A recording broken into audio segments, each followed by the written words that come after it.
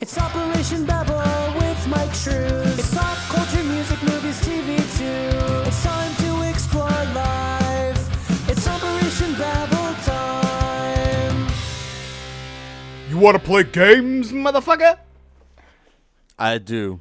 I want to play games all the time. Gross. I don't.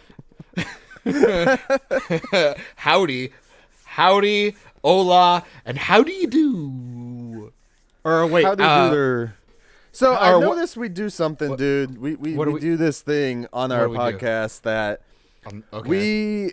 we just dive into it. We just fucking dive into it. And then I Just- listen to all these other podcasts, and every time, Every time. after we know what podcast we're listening to, Yeah. they still have to introduce themselves every single time. Well, Why? it's because Why? Michael, it's because I need no introduction.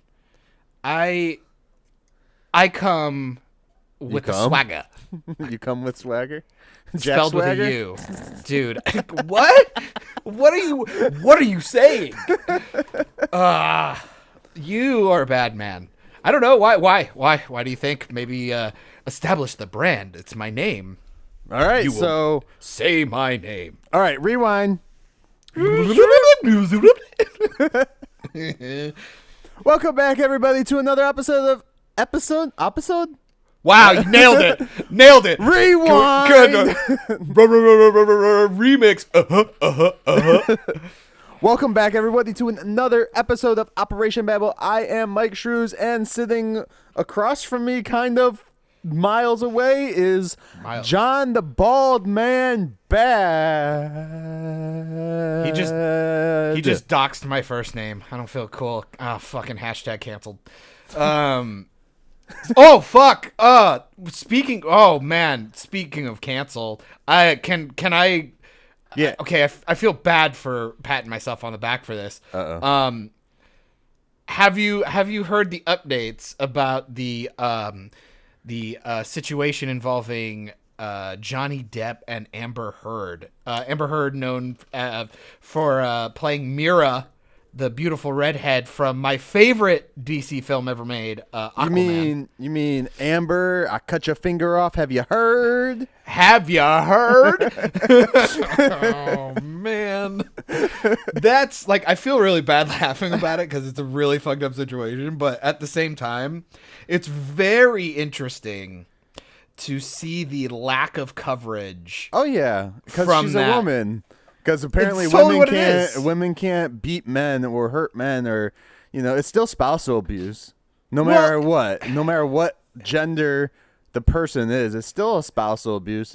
It's very bad. But that's a political thing. But Well, yeah, it's political. I totally understand. Like the media, when things came out that he was supposedly doing shit, yeah. they were like blasting him, and his name was. Oh, he got all, fucking like, fired from dirt. Pirates, dude. Yeah. Like, they scrapped anything about that franchise once they heard about this, and Yeah. they like didn't want it. I mean, even like I know for a fact Kevin Smith was getting heat from it because remember he was working on like Yoga Hosers and other stuff, Right. with his daughter, and like, and they're pretty good friends, Kevin Smith and Johnny Depp. So it was really strange. That's the stupidest thing, though. Is like that's work. And that's something completely. It was a weird thing. Okay, Yeah, it's see, different, somebody like, did. I get Somebody it. brought that up too. Somebody had that weird take, and before the internet like tries to crucify either of us, it was one of those things where it is really hard, because you do have the issue of the idea of separating the artist from their art, like i.e., let's say See, a lot of people have that issue, and I don't understand. Like, well, okay, let me follow through on Yeah, this. It's keep like going. you have so like we have plenty of examples, sadly. Like let's look at the ideas of Kevin Spacey, right? Okay. We have Kevin Spacey. People are probably still going to go watch Seven. People will probably still watch the couple seasons of House of Cards or American Beauty, and American Beauty's a whole other movie now. It's so weird now. Or even obviously allegations with Michael Jackson can be a whole thing. Even sadly, again, even after last week, Kobe Bryant's a great example of like allegations maybe potentially not being true, things like that. Same thing with people are still gonna go watch the Cosby Show. Yeah. Or fuck, man, like you could even go as far back as Beethoven. But then there's always going to be that group of people out there be like, why are you watching that? Like, if I let my kids watch the Cosby Show and somebody walks in my house that is like on the complete other spectrum of the situation, they're going to be like, you shouldn't watch that. I'm not going to let my kids hang out with you anymore, blah, blah, blah, blah, blah, whatever. All that dumb shit. Yeah. I mean, think about music and stuff that we wouldn't have, because like Beethoven was, I guess, pretty infamous for being like a piece of shit. And our country was founded by pieces of shit, so it's fair enough. I don't know. It's really difficult when there's but you got to remember, like Kevin Spacey did pretty much lose his career. So, like he was done because of that. How about on the other side though? Because you're just stating like people that are like the sexual type harassment accused and all that stuff. Well, just anything. I would go anything in general. I would go more like Tim Allen basically got outed because he was a Trump supporter, or everybody gets like, if they're like, that's different. That is so different. The religious ones or political views. That's way different. That's just prejudice. That's prejudice. That's so not the same conversation. Okay. I'm talking more like, okay, Ray Rice convicted of murder. Or not Ray Rice. Was it Ray Rice? I don't know. No, he's the one who hit his wife. He was the running back from Baltimore. Who the allegedly hell? hit his wife? He was on camera. Was he? Okay. It was on camera. Fucking hell. No, it was the Ravens guy, the big dude who did the dance. The fucking hell, I can't remember his name. I'm not a sports dude, so. But the guy was like convicted of murder, and it's kind of like he was acquitted or whatever, and nothing was ever proven. But fuck, man, like he, finished his career, and he ended up being a sports commentator. It's just one of those things where, I mean, OJ literally wrote a book about how he would get away with killing somebody. That's what I'm after he got away with That's what I'm saying. Like, you just you have a moment. Yeah. But this is a really harsh way to start out the podcast. I know. Well, it came out of nowhere. Yeah. But it's trending right now. I understand what you're saying. Well, because there's a petition trying to get rid of Amber Heard as Mira, which I'm like, fuck it, why not? She's not that great of an actress. Easily replaceable character in a movie that wasn't really all that great anyway. I don't know. I'd vote to get her fired off of it.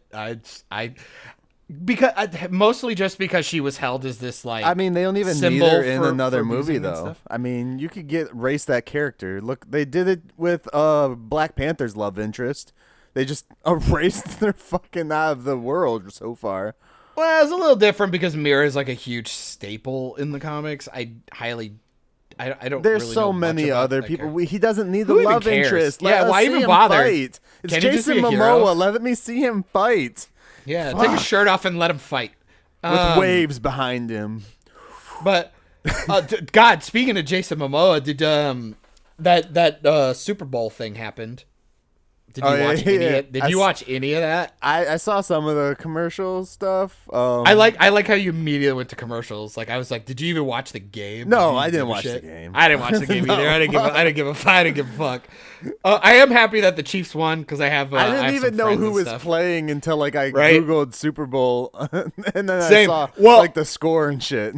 How I found out was Achievement Hunter.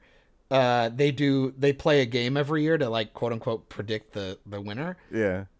In Madden, and that's how I found out because of the teams they picked, obviously. And I don't really hang out with a lot of people that watch sports, so it's hard, I used to be huge football, but my team's been sucking ass so many years and been so disappointing that I just kind of, I'm like, unless they make the playoffs, I just don't fucking give a shit anymore. Like when I was a kid, my team was the Dolphins, so. I mean, I'm not watching nothing. At least you had a couple. At least you had a good decade. You know, my team can barely get to the show. Yeah, and I think the only reason my team was the Dolphins was because of Ace Ventura. And I could give you. And I dug Dan Marino. Like I liked him, like as an athlete.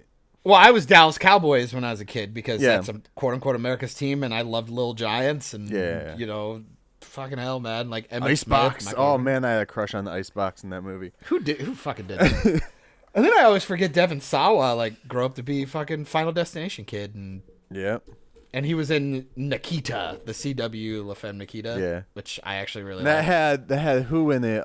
It was the adults. It was Rick Moranis. Yep. And come on, I don't remember his actual name. Al Bundy. That's fine. That's fine. That's how everybody knows him. So, Ed O'Neill, by the way. For the younger viewers, it's I don't know his character's name in the new show. He does. Yeah, it's Modern Family, I think it is, right? It's the grandpa in Modern Family, married to Sofia Vergara. Which I love that they showed him in that, and they showed him as Al Bundy, and he was reading the same fucking newspaper. Yeah. Okay, so I didn't give a shit about the Super Bowl, but halftime show, cool, right? Shakira. I didn't watch that either. And J-Lo. I actually did. I watched it on YouTube. I just heard like some people like, oh god, they're bitching and stuff about it, like complaining about it, and then other people were not, and I was just like, what's going on? So I googled some pictures, and I was like, okay, what? It was extremely tame. Was there nip slips? There wasn't any nip slips this year, so who cares? No. J-Lo did like a little like a small like stripper pole section, which I'm like, which is probably to promote the movie that she just did. Well, I was just about to say, like, people want her to fuck. Literally, people are freaking out trying to get her to win Oscars for being in Hustlers, which I'm like, that's a fucking stripper movie. Like, are you fucking kidding me right now? It's not. I personally don't feel that movie is Oscar worthy in the sense. Like, I don't why? see, because it's not. It's but terrible. I also don't feel that because there's a lot of people out there wanting Brad Pitt to win for Once Upon a Time in Hollywood, and I saw that movie. Off. I'm like, that Quentin performance Tarantino's isn't overrated. that. No, Quentin Tarantino and all that shit acting. is overrated. I'm just gonna talk about the acting. Well, like, it's in his movie. He wasn't his. I don't know what he did that people think he needs to have an Oscar for that movie. Like, it's silly. Like, he's done so many better movies. Yeah. He literally just played like a drunk stunt double who might have done stuff. I'm not even sure. Like, he did a better performance than Meet Joe Black. But I don't know. The halftime show was fine. It was. I don't know. I like.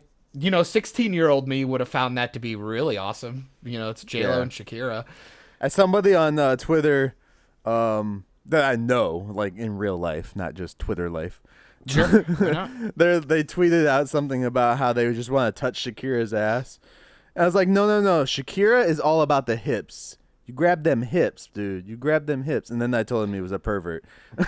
I like Shakira better myself. I'm a huge fan. Yeah. I'm a huge fan. And then of course, why does everybody tune in? Commercials, man. Which nowadays they just show most of them before the bowl anyways. It's like, I thought they're Super Bowl commercials. They're paying millions of dollars for them to air, but they put them on YouTube a week or two before. Before. And then why? And then Hulu like packages them, and you can literally just watch them all and just watch them all together back to back to back. Stupid. Which fucking hell. Could you imagine? I literally just spent an hour of my life just watching ads. Like, I didn't watch all of them. Like, I had seen bits and pieces. Like, I saw like the one with Tom Brady's, the Hulu ad for Tom Brady. I missed that. It's basically just him making it you think that he's about to retire, but he's not. That nothing's gonna change but Hulu. The way you watch TV, something dumb shit like that. I saw part of, or maybe the whole Jason Momoa thing where he's taking his arms off. That's the one I was gonna talk about. Yeah. It was That was the one. It was where I told freaky. Hannah- I thought it was really funny because it was really well done. The CGI was a little meh, but I was like, man, could you imagine if the CGI was a little bit more solid? Like, Yeah. there's probably a bunch of like 40-year-old, Now, do you 50-year-old women like drinking wine, freaking out, going like, no. Do you think that the arms were CG? Like the skinny arms, or do you think those were stand-in arms and they just like did that? From what it looked like, I was watching some of the behind the scenes stuff. It looked like he just did the motion and then they just like Made it look like imposed a body on him Yeah. and just did all this. You know, probably like a Captain America style. yeah. Where they just put his face on a body Gotcha. and they just had them both block and do the same thing. Because my guess would be like, you know, you have Jason Momoa do the walk, right? This is Yeah. totally me guessing. yeah. You'd have him walk the course, Walk the walk. doing the motion, just so you could plate his face correctly, and then you'd have the skinny body kid do the same thing, and he would take off those prosthetics, Right. and so like he would take those off and set them down, and it would be his body. Pretty much, Momoa was just there to have his face Yeah. put on, but I enjoyed him trying to lift the barbell up. If I could be completely talking out of my ass, but I think the girl who takes the barbell from him is his wife. I think that was his real wife. I think it's his wife. Yeah. So I thought it was cute. I thought it was funny. And there are fucking photoshops all over the place of him like skinny bodied with the fucked up hair. In the Aquaman cover, like him in the orange and green suit, like on the DVD cover. It's fucking hysterical. But yeah, that was really the only commercial that really stuck with me. All the other ones were like really like I'm getting real sick of preachy fucking ass commercials, man. I don't Like, know. I don't see need- anything like that. I think besides the ones I said, I didn't even see the commercial. I just saw a picture. Apparently, there's a baby peanut now. Yeah, Instead of Mr. Peanut. I think there was a baby Kool-Aid too, or Was- something. They're all just capitalizing on the baby shit. Yeah, on Baby Yoda. Yep. Who cares? Baby Peanut's not as cool. Can I just say, Baby Groot got there first, so fuck all y'all. There's nothing worse than seeing a hashtag called Baby Nut, and I kind of want to die. Yeah. So pretty uneventful. Maybe that was a thing too, because it's a baby peanut. And Don't. and Don't do it, Michael. Don't do it. I'm Don't just do gonna it. stop there. I'm gonna take the shovel right out of your hand so you could just stop digging. So And that's then it. I saw the Disney Marvel trailer, which dropped. Yeah. And how do you feel? What it was? So it's Captain Falcon and Winter Soldier or something. Falcon and Winter Soldier, or Winter Soldier and Falcon, one of those. Sure, whatever.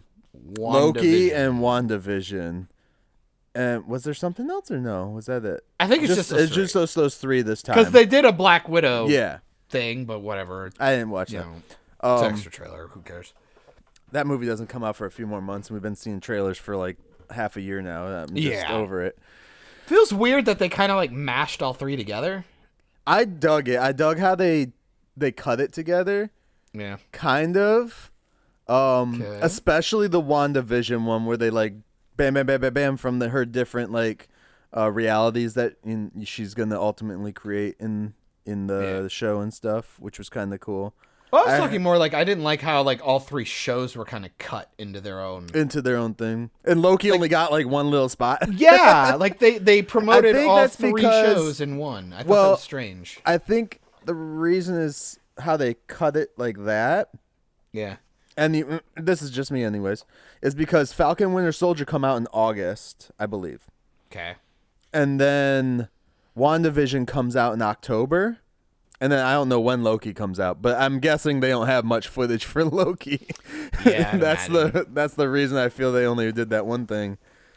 I saw Or some like fan made trailers about Loki, and it was just like bits and pieces from the movies. I'm like, Yeah. come on, we're past this fan made bullshit. Yeah, we'll never be past fan made bullshit. We're past it. Yeah, we're never gonna get past fan made bullshit, man. But I guess I don't know. I guess let's talk about all three. Okay. Which one are you looking forward to the most? You think? I mean, it's got to be WandaVision. It Yeah, I looks gotta the agree. most creative. Yeah. It's just it seems interesting. Mm-hmm. Like Falcon and Winter Soldier. Okay, so let's go from the first one and then we'll go into. So Falcon and Winter Soldier is the one that they first show, and they fucking show Sam Wilson throw the shield like he's got like And he had some to, like, super strength. also they had to throw it like he was a fucking like Olympian discus thrower. Yeah. Like he had to do like a 360 spin and chuck it. I'm like, But- that doesn't seem like it's gonna be viable. I'm curious as if like he even has the strength to throw it that hard and that He doesn't. I don't know. He doesn't. That's why it's that funny. confused the shit out of me. But It's okay. yeah, Once I people don't start know. watching that show, they're gonna see why I bitched about Endgame as much as I did. Well, I mean, the whole show is the premise is about taking the shield away from him, anyways, and they're trying to give it to whatever Bucky? the other guys, American agent Zemo? or something like that, What the hell secret are you talking agent. about? They're giving it to another guy, Oh, okay. I didn't know something agent. I forget his name. that. It's U.S. agent. U.S. but yeah. agent, yes, yeah. They're trying to give it to him. Oh, I didn't know that. Yeah. But, okay. It was nice to see Zemo. I was happy to see Zemo again. And I'm glad they got the same actor and everything. I mean, it's Disney. They're gonna just be like, "Here's $5 million. Shut up." So Civil War's probably my favorite MCU film. So I like that villain. He's got decent motivation. So I'm curious to see if they like maybe he gets his hands on a super soldier serum or something, and he can actually be a little more formidable. So I'm wondering, because Black Widow comes out and then that show comes out, and they're talking about all these things tying in, if Black Widow's going to tie into whatever they do in that show. I don't see why they would. It's a prequel. Because they're introducing the other characters, maybe? Maybe you get Black Widow's sister into the show? Oh, well, I mean, I don't want to speculate because I would be able to say yes or no if I know whether or not certain characters survive. Right. Because the problem is if most of those people survive, it's kind of like, okay, well, where the hell were they? Yeah. You They were know, snapped like- away. Oh, eat me. I don't know. Again, Black Widow looks fine. I think it'll be fun. I'm excited to see Taskmaster. Yeah. Um, Dude, there's so many different rumors about him out there right now, and like one of them is that it's actually gender swapped out to be a female, and that wouldn't surprise me. there's all these other things about how they're trying to do something where maybe they keep Scarlett Johansson in the franchise. I'm like, what do you guys stop. Yeah. Just now they're fine. not that smart. Right now they're blowing wind on like glowing embers of a franchise right now. I hope they don't kill Taskmaster at the end of that. I really hope Disney- he gets away, or They're she, gonna kill whatever. him. They're gonna kill him because Disney's not creative, man. Their writers suck. All they do is kill their characters. Like, why make the raft that's supposed to hold these supervillains and just murder everyone? Like, Well, it's we can fucking still dumb. see Abomination come back sometime because he never got they didn't kill him. They captured him. I don't want to see that though. But- just big CGI monster that Hulk should be fighting. Yes. And this franchise has proven they have no idea what to do with Hulk. They can't write him. I heard They're just rumors that they stupid. have purchased back, or they're in negotiations to purchase back the entire rights to the Hulk, so they Sure, can who finally cares? do a standalone. But then I'm like, what are they going to do? A prequel movie?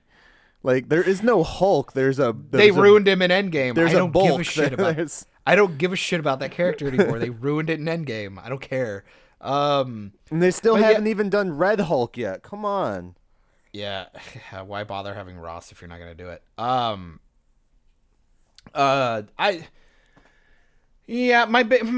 still have the same hang up. Sam's not a super soldier. Bucky should have taken the mantle of Captain America. End of discussion. He needed a redemption thing. So now he's just gonna be the Winter Soldier running around, and people are gonna go, "Well, he's a bad guy." It's like, okay, how's he fix that? Right. It's gonna take years to do that. You need a brand change. We'll see. I don't know what the premise of that whole show is besides Zemo, of course. being the villain. I imagine it's At just least gonna one be of the villains. It's gonna be the MCU's version of Watchmen or something, probably. Yeah. It's gonna be all like. And how did Zemo get out? How did he get out? Was he snapped out of existence when they were transporting him, and when he snapped back in, there was no transport there left? Or maybe all the people holding him got snapped away and he broke out. There you go. WandaVision though looks dope.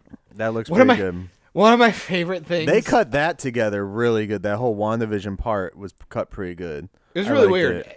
It's freaky, and I'm like, loved it. I could go with some freaky. Let's go. It was what I was excited for about Doctor Strange, the multiverse of madness or whatever. Yeah. Like they were like, oh, we're gonna go horror, and it's gonna be like really like. And then they're like, no, we're not gonna go horror. And then we're like, just kidding, we're not interesting. Fuck off. Like, oh, yeah, we're not gonna do that. Eat your boring slop. I just hope they didn't fuck with the New Mutants movie and like cut it up and make it like part of their MCU shit. Oh, they didn't. There's no way. They don't. I refuse to believe that they don't have a precise plan for bringing in X-Men. If they even do it, to be honest, I wouldn't even be surprised if they wait. Keep them in a different. They should just keep it as a separate universe. X-Men stays separate. I don't. The Avengers. The people want Avengers versus X-Men, and the Avengers that you wanted to see versus the X-Men aren't there anymore. Exactly. Yeah, like I'd agree. You wanted to see Tony Stark's Iron Man in there. You wanted to see Captain America. Like all that shit. So like it's Cap no versus point. Cyclops kind of shit. Yeah. I think WandaVision will be fine. I think it'll be fun. It was funny to see some of the people bitching because in one of the shots, she's in like a really cheap, like almost Walmart looking version of her character accurate. Yeah, I got things to say about costume. That too. I love it. People were fucking bitching about it. Like, oh, see, their costumes look like shit. I was like, man, you really don't get the tone of this fucking show. No, and I even said that to somebody that was going on about it, and they were just saying, you know, it looks like a store-bought fucking thing. And I was like, well, that's probably the point. I was like, it looks good for what it looks like the show will be getting into. And what can Wanda envision? Yeah. her powers. A campy sitcom, a comedy, or pure mental instability. And they went back and they're like, what? It's supposed to look cheap? I was like, yes, from the looks, it seems like she's just coming downstairs on the Halloween day. Yeah. And she's in a like a rom-com type setting. It'd be we clearly tell that she's within like the TV world. Yeah. Throughout this. So I'm like, the costume is supposed to look like it's store-bought. But it's also supposed to be a nod to the original. That's what it's doing. It's kind of like my example would be is when they put Captain America in his fucking onesie in his first movie. Yeah, when he was going around selling stamps. Yeah. You know, when he's doing the selling shows, bail bonds or whatever. Yeah. When he was selling bonds. And it's like, yeah, it's supposed to look tacky and stupid, but it gives the comic book fans a glimpse at what could have been. Yeah. And, you know, maybe, you know, if it looks kind of, because like the headpiece looks kind of cool. Like it's an opportunity to show that the headpiece doesn't look completely retarded. Yeah. Like you could go, okay, maybe we could update it later if we wanted to, but it's like, well, I'm kind of interested to see how deep they get into like all that stuff. Like, is it just going to be like a one episode thing and then she's trying to figure it out? Or is it going to be like every episode's a different like TV reality type thing? Because they're going based on the comic where she's creating her reality. Okay, so people are going to get mad. I can't help myself. Mm-hmm. But they own Fox Yep. now. And they're doing that, and she's a mutant. Yep. I'm not going to lie. It sucks because I would hate for them to waste it potentially on this show versus if they actually get X-Men up and running in the MCU.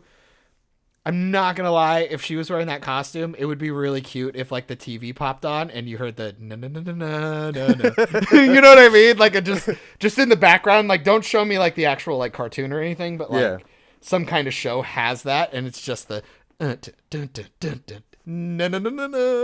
I would my panties would drop. I'm not going to lie. It seems like I don't know. That show is gonna be like the top Marvel thing for me this year. I think got so, to too. be like Black Widow. It's a little too much. Too late. Too little, too late. Too little. Too Yeah. late. Yeah.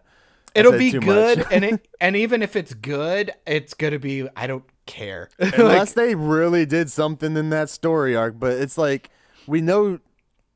If Really, I'm watching I that. don't know. There's Yeah. nothing I can really say about that one until I see it because I don't understand what's going on. Honestly, I'm really gonna just be watching it to make sure they just don't fuck up anything. It's Yeah. more just like, please don't fuck up established stuff already. Right.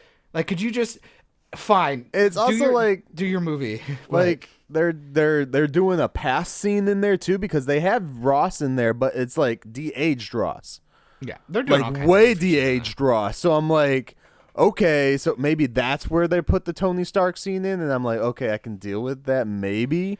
I just don't want to Whatever. see Tony Stark again. I just don't. It's man. But there's so you're many just questions with disservicing. that movie just based on like what they've shown us. I'm like, why? Stop. Okay. Yep. Anyways. I'm still waiting a year or two because I really think people are going to start jumping to my side of the line with Endgame when people do their like little annual run through of all the Yeah, yeah. films and realize all the things that didn't get answered or all the things that were retconned or all the things. that Endgame just- was basically just to set everything else up that they're doing. It was a jumping off point with a couple of fan servicey moments that made you care enough to think that they did it right. Yeah. You got tricked. It was a good magic trick. Smoke and mirrors. But yeah, WandaVision will look fine, and then Loki, dude, they fucking gave you nothing. It was him there's sitting in a nothing. chair. I mean, they did make him look more devious again. I mean, but it is from what I've heard, it's supposed to be right after the Avengers event, the New York event that happened, because Yeah. it's supposed to be him taking the Tesseract. Well, you brought up a point, which I was like, I was curious if you remember what you talked about what they were potentially going to do with him. I was curious if you wanted to talk about that, what they were gonna do with him. like the idea of like who his character actually is right now. 'cause I think Yeah, people forget because people some are of his gonna character development isn't there. Yeah, like there's nothing after Avengers. He went to Thor: The Dark World, and that's where he started building up more with his brother and his relationship, and Thor: Ragnarok, and what we saw in Infinity War of him like actually standing up for his brother and his people. We don't get, and that's not the Loki that this show is going to be on. Hopefully, if Marvel did this right, they will remember that. Because think about it, Loki hasn't seen his dad die, hasn't seen his mom die, and didn't have all the events of Thor Ragnarok where Right. they dealt with each other, and it's it's really strange. And he's supposedly, this is the other thing that gets me with that is he took off with the Tesseract, which is the space stone, right? Was that the Yes. space one? So he should only be able to travel between space and space. And they're saying in this show he's going to be traveling through time and space.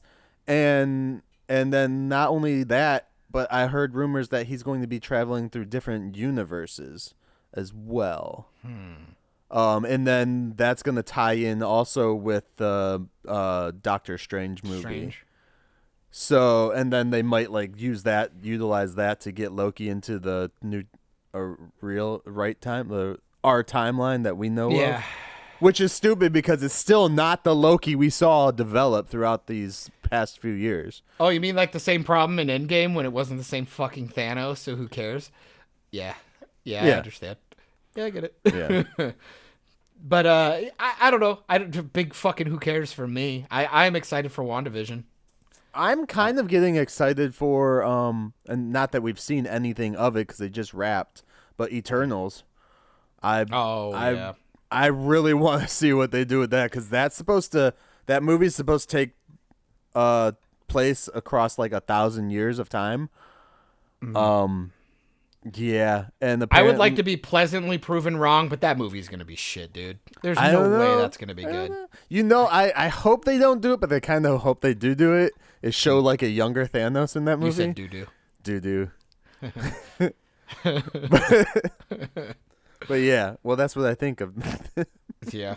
You wanted him to do what now? What? Do a younger Thanos in there because they're going to be dealing with the Eternals. They're going to be dealing with the I forget what Thanos is called. Not the Titans, but like the off-breeds.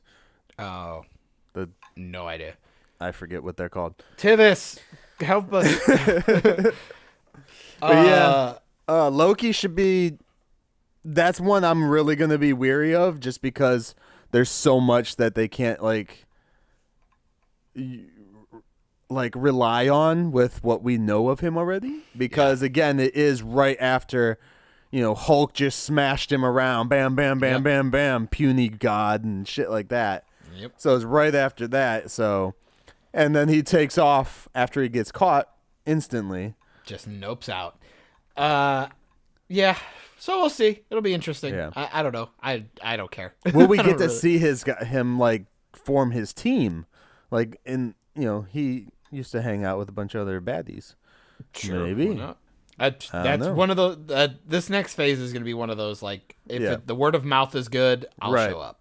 I kind of want the Loki. So last thing on Loki is for me, I kind of want the Loki show to be about a bad guy doing bad things and then them getting foiled all the time. That's really just what I want. I don't. It's gonna turn into Team Rocket, the show. There we go. Loki's gonna be blasting off again into the skylight. He's just gonna take off all the time. Enough. Could be fun. Or he'll lose the Tesseract every so often, and then he'll have to find it to get back to wherever. I don't fucking It's like know. Megamind. I guess to stay on Disney Plus, Mandalorian season 2 got announced. Their release dates for October. Well, that wasn't. They were gonna do that. No yeah, I knew that, but it's more. I want to talk about the release date in October. Which that's. How do you think about that? What do you think about that? For Mandalorian? Yeah. Did they announce any Star Wars movie for next year? Who cares? Well, because their Star Wars movies usually come out in December. No, they said they were going to pump the brakes on that. Okay. So, Mandalorian season 2 in October. And the final season of Clone Wars or whatever, that animated one. I don't know. I feel that's going to be tiresome with Mandalorian, and then, of course, they're doing the WandaVision show in October, is from what I had heard. They're completely different franchises. I understand they're different franchises, but, I mean, keep your people coming back, Get the WandaVision show out the way, and then drop Mando season 2. But Star Wars people are waiting for this thing. MCU people are waiting for this thing. But you don't think those coincide a lot, though, too? Not all the time, no. Really? Do you think all Star Trek people watch Star Wars? I would hope they do, just because why limit yourself? I mean, I'm a huge Star Trek fan, but I'm not going to limit myself to one franchise. I love Star Wars, but I don't. But I guess there are a lot of Trekkies out there that limit themselves to that's all they really watch. I mean, and I could never do that to myself. So. I'm a Star Wars fan, but I fucking hate I don't care about the animated shit. I tried 6 episodes of Clone Wars and just could not give a shit about it. Yeah. You know what I mean? I don't know. Just because people like the regular, CW, not everybody's going to watch their animated CW Arrowverse shows, but they'll watch the live action stuff. And some people don't even watch all the live action stuff. They just watch some of the regular stuff. I've seen, it's weird that I've actually seen every single live action Star Wars movie. Well, I should say Lucasfilm Star Wars, not fan made. Because there's tons of fan stuff out I would there. argue that's obvious. I with Mandalorian, take it with a grain of salt, I suppose, because I didn't finish the season because I really, really thought the 4th episode of Mandalorian was so fucking dumb that I was starting to just weird because that's out. the one episode I was like, I kind of like the style. I like what they're doing with the stupidness of it. I liked the. Well, I meant more. No, when I meant stupid, I meant poorly written. Okay, yeah. I like the cheapness of it. It felt like a Hercules episode to me. So I was gonna say I liked the structure of it. Yeah. I liked the idea. I cannot stress this enough. I wanted a Firefly type show. and that's what it felt like the first episode was going to be. Just a badass guy going around doing bounty stuff. Yeah. And like when they upgraded his armor a little bit, I'm like, ooh, this is gonna be like a fucking video game. Like he's gonna get a bounty and he's gonna find Beskar and he's gonna gradually upgrade boost and his... upgrade. Yeah. And I was like, oh, this will be fun. Weapons and everything, yeah. And then the third episode, no, fuck off. He's got his all brand new armor. I'm like, oh, yeah. Okay, well, that's done. And then episode 4 comes and just so much nonsensical shit happens that I'm like, I don't know. And then episode 5 came out and it was so stupid, I just stopped. I was like, okay, this is too dumb. And then, but the problem is, it was only 8 episodes, right? Mm-hmm. And it wasn't even 8 hours of content. No, it was because some episodes were like 30 minutes and some were 40-ish. So you worked on it as long as you did. I don't know how long, but you're already pumping out season 2 in less than 8 months or like less than a year. Man, if your writing was that shit in the first season and you're going to streamline and try and put something out within a year after, there's no way the quality goes up. They were working. They were probably working on a season 2 before this one ever dropped, at least for the writing part. Just because that's what they generally do. They'll keep writing just in case, especially nowadays with the way TV is made and shit. I still maintain I think Disney Plus rolled out so fast that they were ready. Yeah. And that I wouldn't even be surprised if they were gonna do like a 13 episode run that was like an hour a piece, and then they were like, fuck, we need content. Mm-hmm. So they probably cut season 1 and 2 season 1 into 2 seasons, I bet. Well, from what I've heard, and then they're gonna like continue through to the third. With just in regards to Disney Plus as a whole, people that I know that have it or have talked about it that actually have it, like they don't use it. Like their kids utilize it more than they do, and they're waiting more for the Marvel shit to come in to play. They want the stuff that's being promised, and then they just buy it because of the nostalgia of the catalog. But it's like Netflix, man. I have 1,000 movies to choose from, but then all I end up doing is scrolling through my options for 45 minutes, and then I don't even want to watch a movie anymore. Like that's what happens. Right. Yeah. Because like I remember I got Disney Plus for like 2 months because I just started watching Simpsons again, and all I could think was, after like a year, I might as well have just bought the box set. Like, I don't know. They don't have enough shit on there for me to care. Mm-hmm. And let's see. Like again, they killed their franchises for me with a couple of movies, so I guess I'm not even looking forward enough to buy it. I just don't. Yeah. But I think they'll do fine. The Disney name is still relatively strong. Mm-hmm. I think they're a little too big to fail right now. I mean, it's interesting to see, like, because I tell people like all the time, I'm like, fuck Disney. So that's where I'm at. And like people don't get it. I'm like, dude, just go on any internet thing and look at things that Disney's doing, and like really look into it. Like, don't look at like the superficial bullshit about it. Just really look. It's like they're really, limiting what we as people can get intake as an audience, and it's kind of destroying me.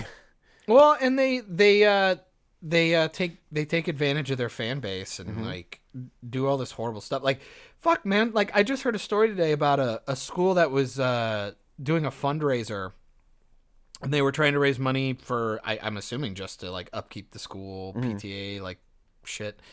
And they screened the live action, quote unquote live action Lion King movie. Okay.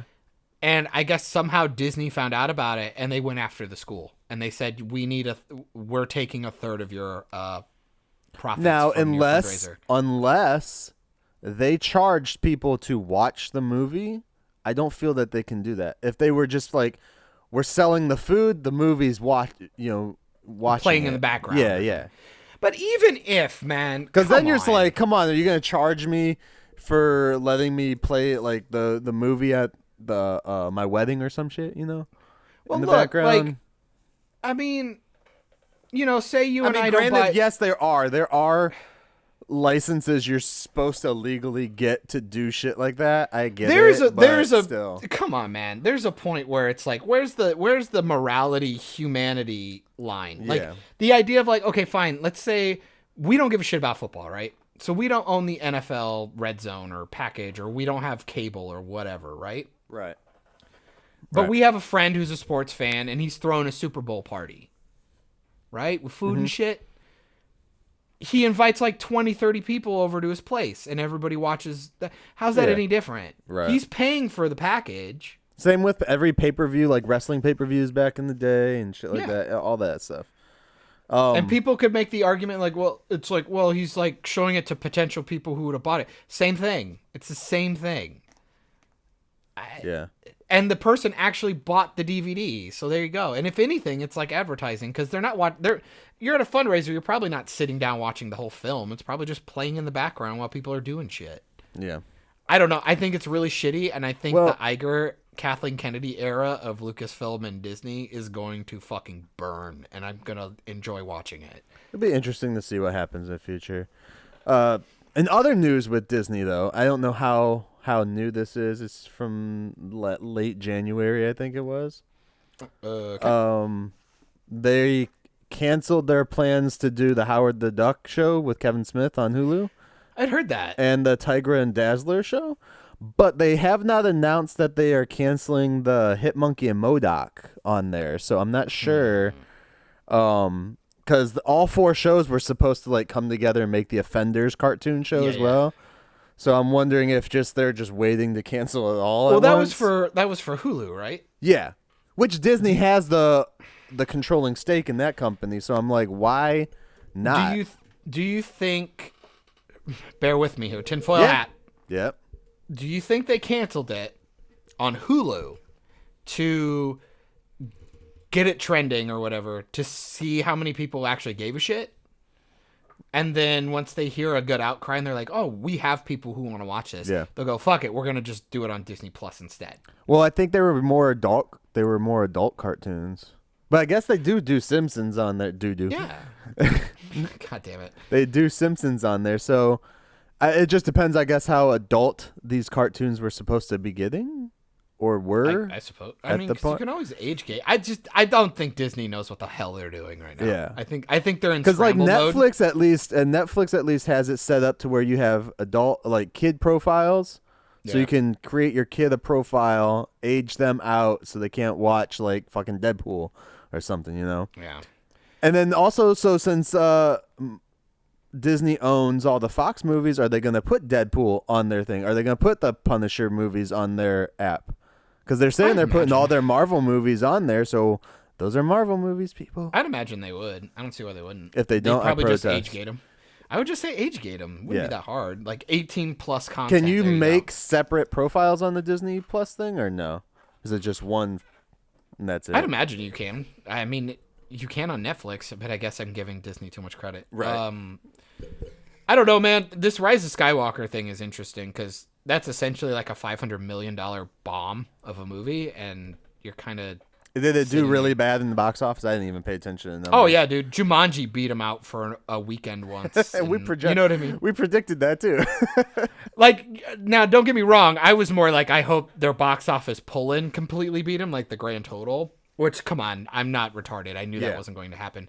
But it was cute to see Jumanji beat them in the box office for a weekend, which just should not have happened. I'm surprised they haven't tried to get The Rock in any of their stuff. For what? Anything for Disney. It's because they keep Jungle going Cruise. up against him, and he keeps beating Jungle them. Cruise. Yeah, he's in Jungle Cruise. What is that? It's Disney's Jungle Cruise. Is it a movie that's coming out? Yeah. Yeah. See. Yeah. I don't. Looks like shit. There you go. They're not advertising their shit right. It should be like with The Rock. It's like him and Emily Blunt or something, or Emma Roberts or some shit. I don't know. Speaking, looks really dumb. What? Since we'll get away from some of this Disney. Talking shit. about blunts. What? Speaking of The Rock, Fast 9 does not have The Rock in it. Oh, fuck me. No, he got whitewashed with the fucking John Cena. They replaced another wrestler with a wrestler that he had beef with. It's kind of fun, like not real beef, but beef in the show on WWE with John Cena, and it's kind of funny. And that whole movie just looks like it's just gonna be nothing but fun. It's gonna be stupid, but nothing but fun. And I'm a fanboy of Fast and Furious, so I'm like kind of biased towards it. Except Hobbs and Shaw. Fuck Hobbs and Shaw. That's not a Fast and Furious movie. That doesn't exist. So I'm sure people have seen it. The Fast 9 poster that has the colored smoke behind all of them with their respective cars. Oh, Like the purple smoke and the yellow smoke and the black smoke. You sent me a Photoshop image of that. Would you like to explain that? That was pretty fucking funny. It's the Fast and Furious Power Rangers. But I feel like... That's it? Come on, man. So, I feel like that poster... Okay. The reason why this is funny is because for some of you who don't know, pretty much after the Ivan Ooze Power Ranger movie came out... Turbo, that's what it was. Thank you. Thank you for stepping on my setup. Just mushed me right back into the ground. Fucked me. So the Ivan Ooze Power Rangers, the original Mighty Morphin Power Rangers movie happens, and then of course they want to capitalize on that. So the next iteration was Power Rangers Turbo, which was essentially Power Rangers racing cars. Yep. And I remember seeing the film. I hated it. That's the one with the little kid was the Blue little Ranger. Kid. Yeah. Now, don't quote me on this. I'm curious which came first, Beetleborgs or Power Rangers Turbo? Beetleborgs. Because Beetleborgs, I almost said Pedoborgs. Beetleborgs? That's a completely different movie. Fuck. I derailed myself. So like Beetleborgs, if you guys don't know, like they had the power. It was like a green, red, and blue Beetleborg. They are essentially like metallic Power Ranger looking shit. And kids get the power, and then they can like get to the size of an adult, which was cool. Like for a kid, come on, man. It was like that's why Shazam is like Billy Batson becoming Shazam is pretty appealing. Like the idea of being able to be a kid inside the adult's body. Yep. Yeah, Beetleborgs came out in 96. Turbo Rangers didn't start till 97. Awesome. So, obviously, Turbo saw that as a chance to kind of do that same formula, and like they introduced a kid to be the Blue Ranger, so when he morphed, he could be an adult. I like the appeal. Man, holy fuck, I don't care about cars. You know what I mean? When it comes to Power Rangers, like how do you go from fucking like dinosaurs and like big falcons and bears, and, you know, all these animals. cool fucking animals, like really cool animals and dinosaurs and dragons and shit. And you're like, well, this kid's in a Jeep. Awesome. Well, I have galactic power, and I pretty much just got myself a fucking Corvette. Saban literally just went with whatever stock footage he could get from Japan. Though. Oh, I'm sure. It's you know. I mean, they weren't very creative with the Power But that's what I'm Rangers, saying. That's what I'm saying. Japan had all the creative story arcs and everything like that, which was kind of cool. But if you ever get a chance, I recommend watching like some of the original stuff from Japan. It's actually pretty good. Yeah.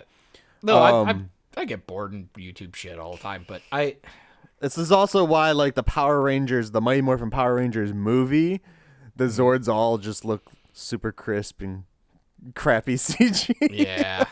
I'm like, you guys didn't do anything practical here. Yeah. I don't know, man. It was really funny because you sent it was like Fast 9 Power Rangers Turbo icon. Because obviously everybody had like colored smoke behind them, so they were all their own Ranger. I was fucking dying. Shifting to Turbo this summer is what it says. But let's be fucking fair, man. We're at the point where it's like it might as well be like Fast and Furious is essentially insane. You even texted me. They're like, we're pretty much at a point where the Fast and Furious franchise should just fight the Avengers. I'm like, yeah, we're getting there.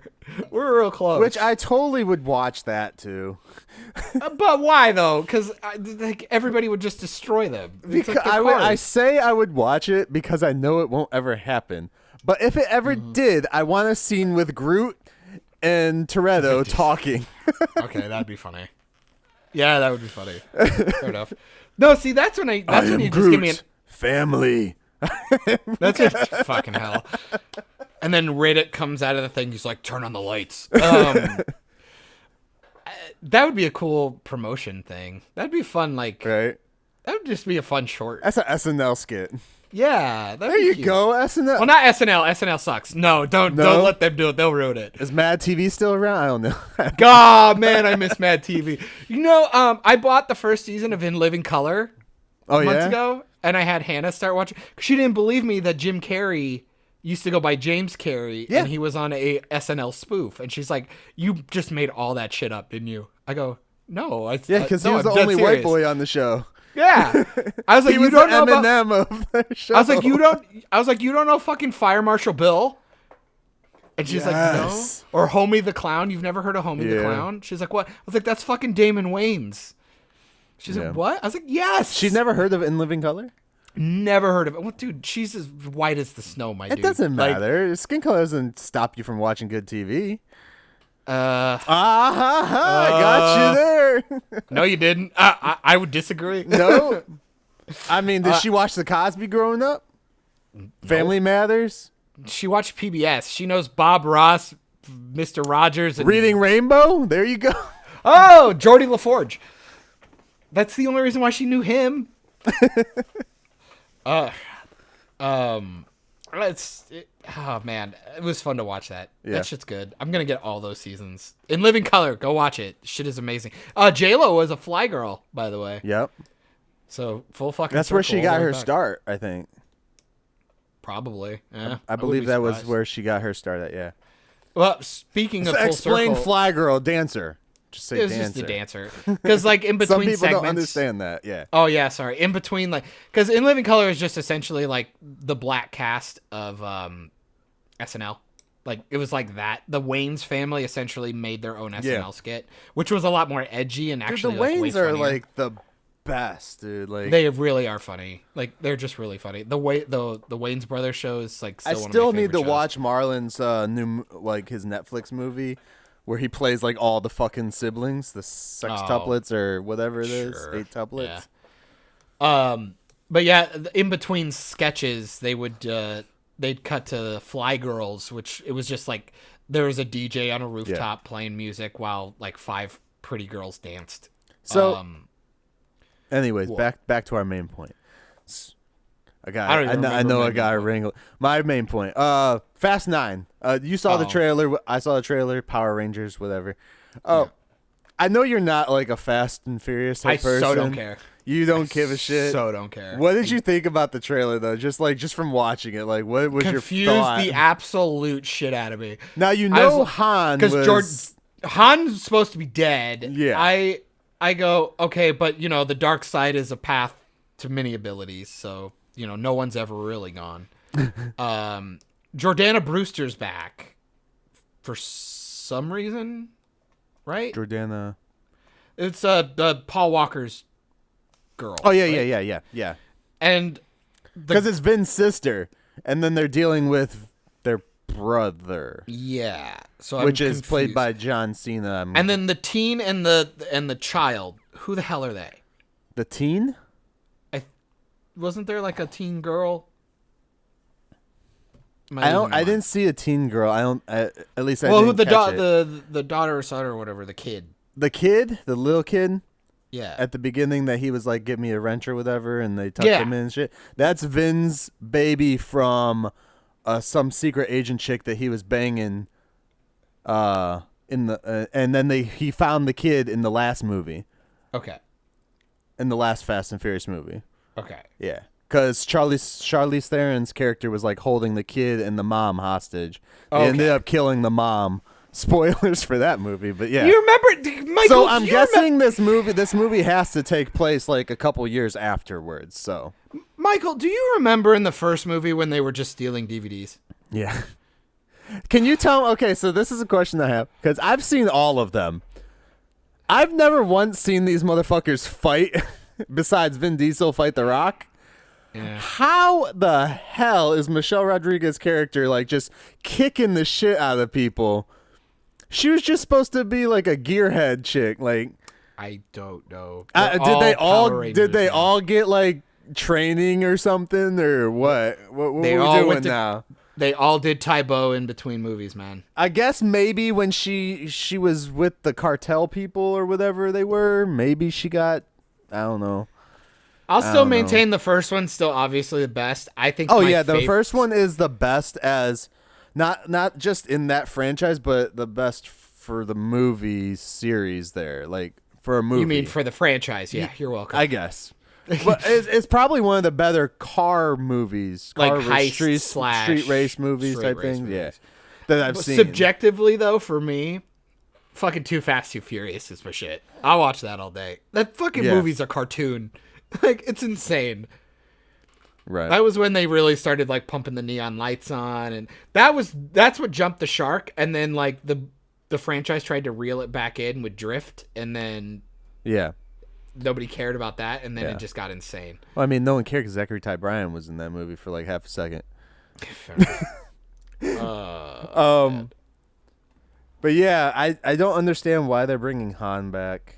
I mean, they literally have shown him die twice on screen because he died in Tokyo really Drift, gone. and then he died at the beginning of the other movie, which was this remake of the Tokyo Drift scene, which was interesting. And I had always questioned why they're just working with Jason Statham's character so easily when he killed their fucking friend.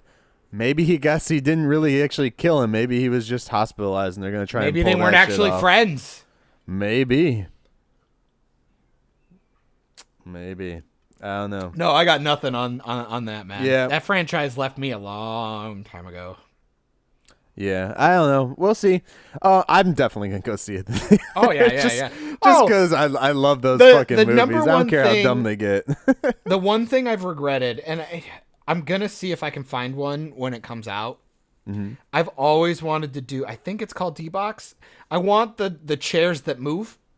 I want to watch a Fast and the Furious movie In one of those, yeah. in one of those. That's actually a good idea. I might go do that. For Why that would movie. you not do that? That would be so much fun. Well, now they're not really like in the cars that much. Yeah, so I it's kind of. suppose. I'm like, okay, do the D-Box for like the first movie or the second movie. Even the second movie would be dope because they do a lot of car stuff in there. You think it would be fun for fucking the new Top Gun? No. Why not? No. I'm not gonna go see that movie. That's why. Yeah. So. That feels like a sequel that makes no sense to me, but it seems like it's Swear to God, they're gonna have a fucking cat in there, and he's gonna call that cat Goose too. Goose. Oh, I think Goose's son's in it or something. I think he's got a bird name. I don't care. Okay. We'll see. I'm excited to see what you say because the last time you hated something, I ended up watching it and I got mad that I watched it. Oh shit. Speaking of which, Oh man! Damn it!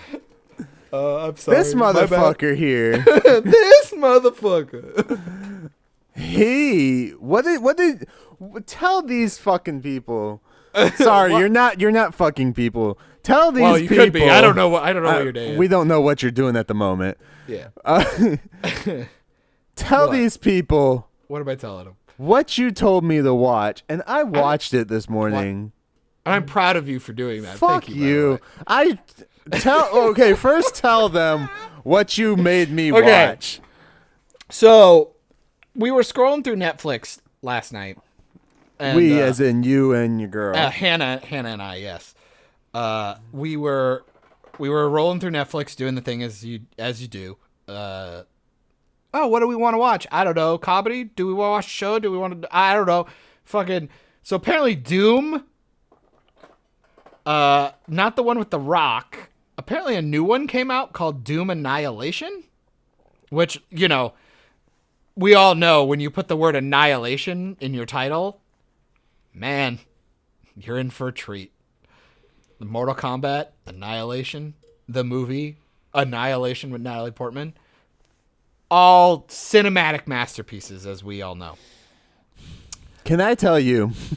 I thought that was a cartoon. I thought it was an animation. It is not. It's live action. It's quite live And I was action. going to skip over it because I had seen it on there multiple times. And I was like, And I'm it not going is to watch this also shit. not a sequel. to the Doom movie. It's with a whole the rocket new. It's car like Armin. a reboot thing. It's just another it's a whole version. new movie. Yeah. It's its own thing. Because they thought they were going to do it right. And I remember I got 20 minutes into the movie and I text John and was like, do I really have to watch this whole fucking thing? Yeah. Like after they did, oh my God. So spoilers for this movie because I am going to fuck this up. They do a part. I love how he's like, do I have to finish it? I go, yes, because I thought you liked bad movies. I like good bad movies, not bad movies. I don't even know what that means. But sure. This movie, fuck you, John. Like this fucking movie. This fucking movie and this fucking guy on this fucking plane. And so, yeah. Obviously the movie is based on the video game Doom. Which, man, they still fucked it hard up. To make a fucking, how is it so hard to make a video game movie? I just don't get it. Okay, I just now started playing the Doom video game, but I only play it in VR. Yeah. Because why the fuck would you not? play it normally if you have a VR? Like, sure, fine. You know, you actually get to shoot something, you move around, whatever. So that's the only way I've ever played Doom. And from that experience, watching this iteration of Doom, I applaud them on some of the aesthetics for the interior of the labs, because it actually looks a lot like the video game. It does. Okay. But fuck the acting and the story and everything else, dude. The lead actress in this movie, I wanted to smack her so many times. Okay, so I would like to, because I had to pause it constantly. I told Hannah there were moments where I was getting I didn't, because I just wanted it over. I thought my nose was bleeding because it was so stupid. So let's see what you agree with on here as I go, and and hopefully I'll trigger you maybe. Fuck. So I'll piggyback on your aesthetics thing, like with the sets. I really thought the set design was perfectly fine. Yeah. The problem was they overlit the shit out of it. Yeah. It felt like a student film. If they would have done if they had made it a little more contrasty, like dim some lights and then maybe like lights flickered and shit because like the compound's like starting to go down and shit like that. Well, especially once the compound shuts down and there's no power there, they have to get power up. Why is it so bright in exactly? There so still? If like lights were flickering and shit, it would have added to the tension. You could have really brought down some of the cheapness of the set. And the guns. Holy fuck! The guns look like they're made of paper mache. The only one that didn't look too bad, that looked game accurate anyways, was the BFG, and that's it. Oh, until the actress the thing looks like it should weigh like 100 pounds, but she grabs it like it's made out of plastic, which it probably was. It probably is. And fucking hell. So with your lead actress thing, boy, do you not get like a ton of like alien references in this film? Like it wanted to be Alien. It was Lieutenant so Joan fucking bad. Dark. Who was the actress? Amy Manson. Oh, sorry to call you out, honey, but man, she's awful. And she's done things. She plays the lieutenant, and she's like looks like she weighs like 110 pounds, like sopping wet. Holy hell, man! She doesn't command a room. She can't act, and this movie tries to it still blatantly rips off Alien constantly. Yes, and.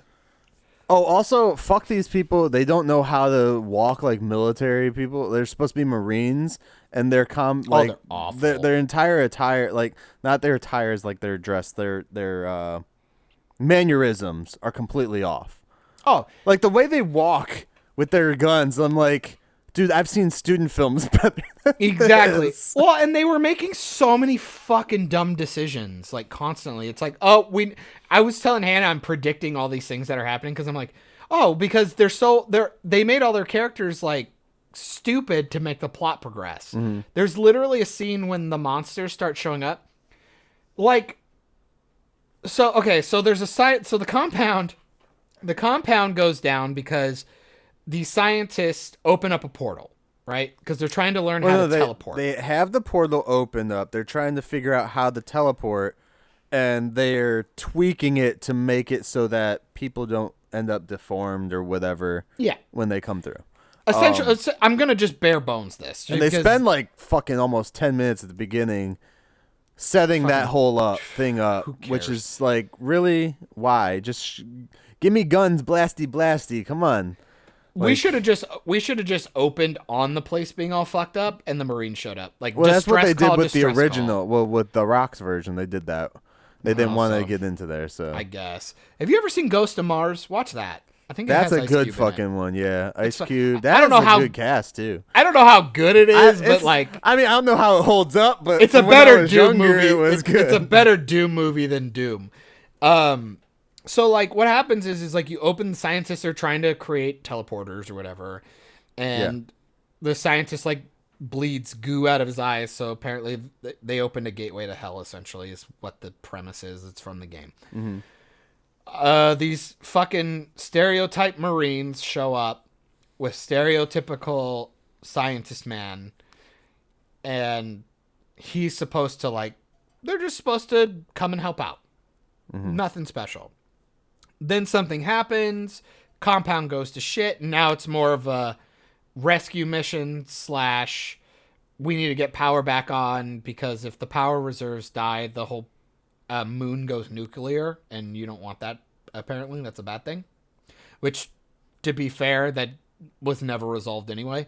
Fucking hell. Nothing was resolved. Nothing. And so the scientist man, who's the only person who studied up on the place and knows how to fix the problem, they took him in to the compound with them. And most people be like, well, yeah, that makes sense. It's like, no, you would send the Marines in first to clear it and make sure everyth's all clear. Mm-hmm. Because if that guy dies, you're all fucked. Mission over. Game over. Nobody cares anymore. So you keep your asset on the ship while they all go into the compound and figure everything out. That's fine. Decision dumb number 1. Then they're going down the hallways. They're all fucking bitching and complaining. And then they all end up in this, like, pipe room. It looks like a brewery or something. And now the monsters start to show up. And we don't know what the monsters are. Big blue people with fingers and crazy shit going on. Those don't show up until... I'm just skipping ahead because nothing really happens in between. Okay, yeah. Those guys show up when they're on their ship, when they're back on their ship. What? When they get back on their ship, that's when those guys show up. No, not yet. Remember, they kill off the whole team. Like, there's an ensemble of like 10 fucking Marines or whatever. And they end up in this weird, like, pipe room. And all of a sudden, these monsters start going after. And they all split up. Yeah. It's like, why? Why the fuck? And all of a sudden, This is a horror movie, not an action movie. Yeah. And then they all just start getting murdered one by one. It had some real Resident Evil-esque, like Resident Evil 1 things to it. And people were just getting murdered because they refused to shoot their guns or use their comms or even stick together. And I'm not kidding you. It was insane. We went from like 10 protagonists to like 4. And one of my favorite parts is when they're shooting all these like because all these blue looking things with like big grandma fingers start slitting people's throats and eating them and shit. Yep.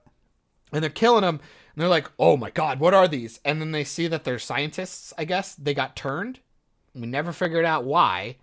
Is it like a zombie thing? Like if you get bit, you turn like Resident Evil style? Or that's what this movie felt like, was the fucking Resident Evil movie, dude.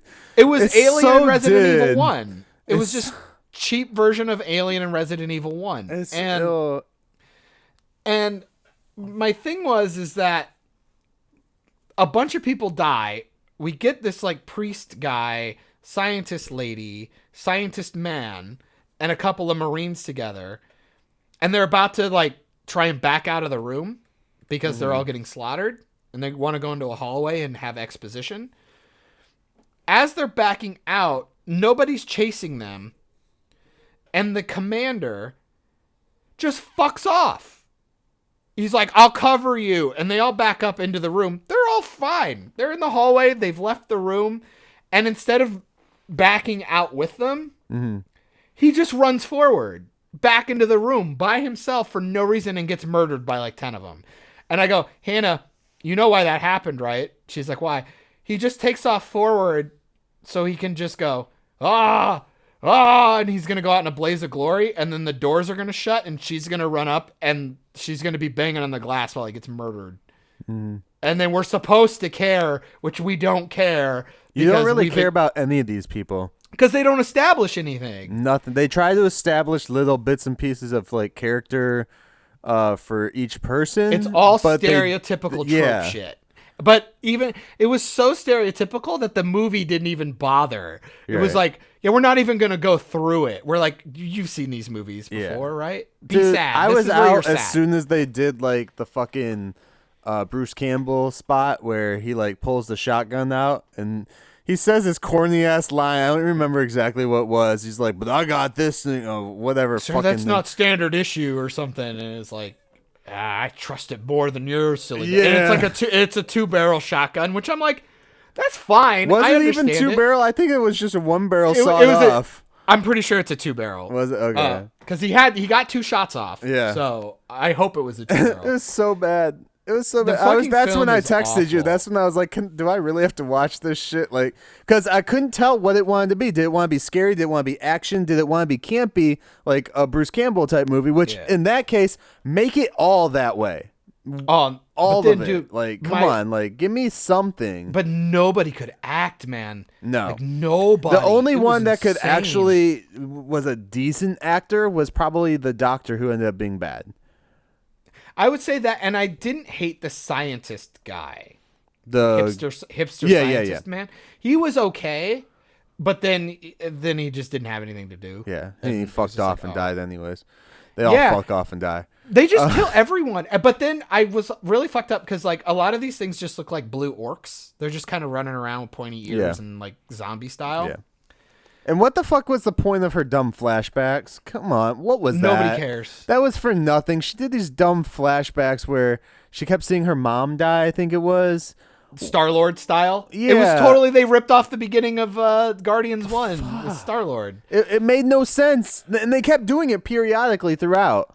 I think they wanted to do a religious thing because they kept trying to allude that this was like a gateway to hell. But the problem is like they had religious guy calling them demons, and it's like, we don't actually establish that this is hell. We only assume it because we've played the video game, quote unquote, which is the point. They open a gateway to hell on Mars. Right. And so like she's wearing like a necklace and all this shit, like a cross necklace and shit. And like, I get it, movie. You suck at everything you're doing. Yeah. But then my favorite part is we just have all these like wiener zombie things that were just originally people. They get back to the ship because they're like, oh, everything's fucked. Let's just get out of here. And then the pilot dies. The pilot's dead from earlier. He got killed. Tell me that. But you look so defeated. What the fuck? Why? What was up with the computer in the thing? Like, did the alien, Siri computer? The demons just possess the ship or something? It's what I told Hannah. What is the point of that? Oh, easy. It's to create stakes.